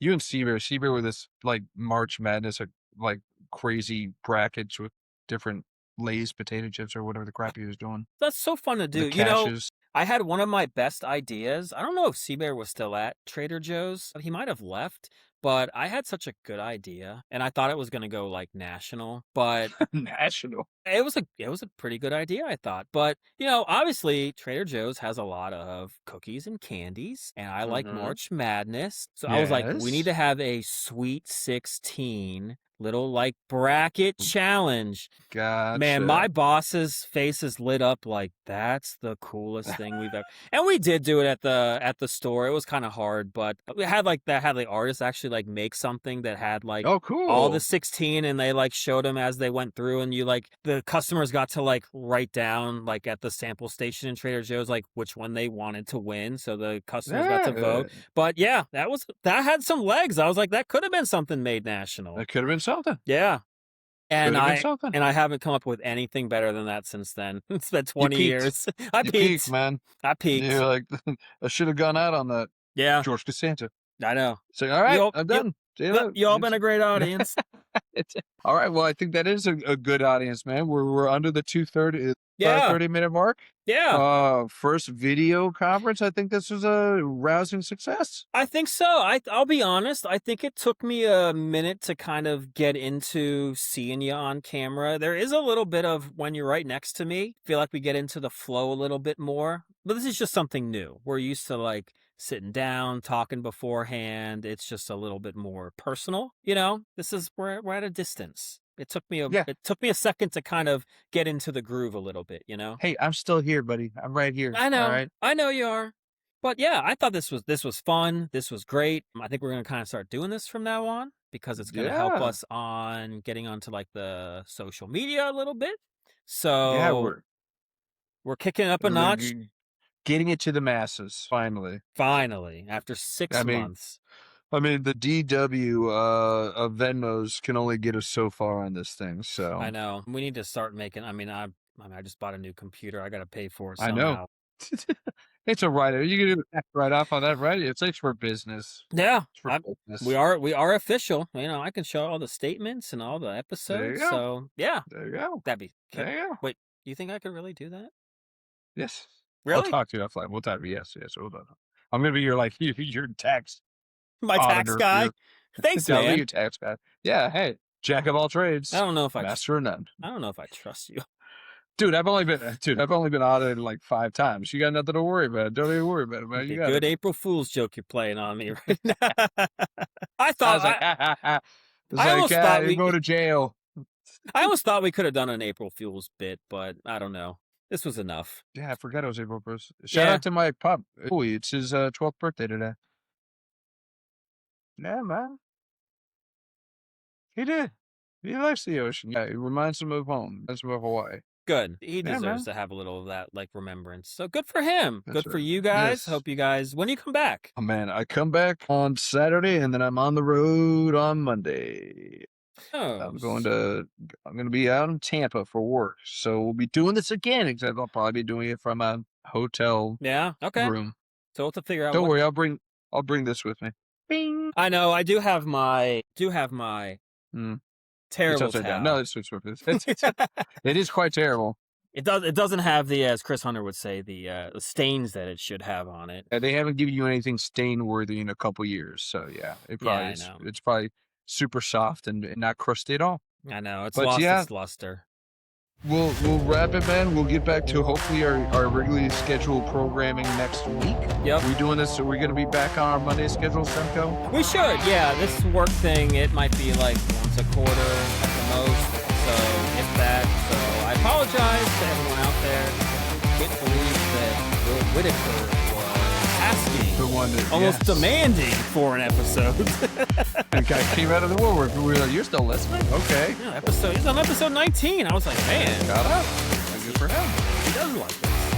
All right. You like me. You really like me. That did me.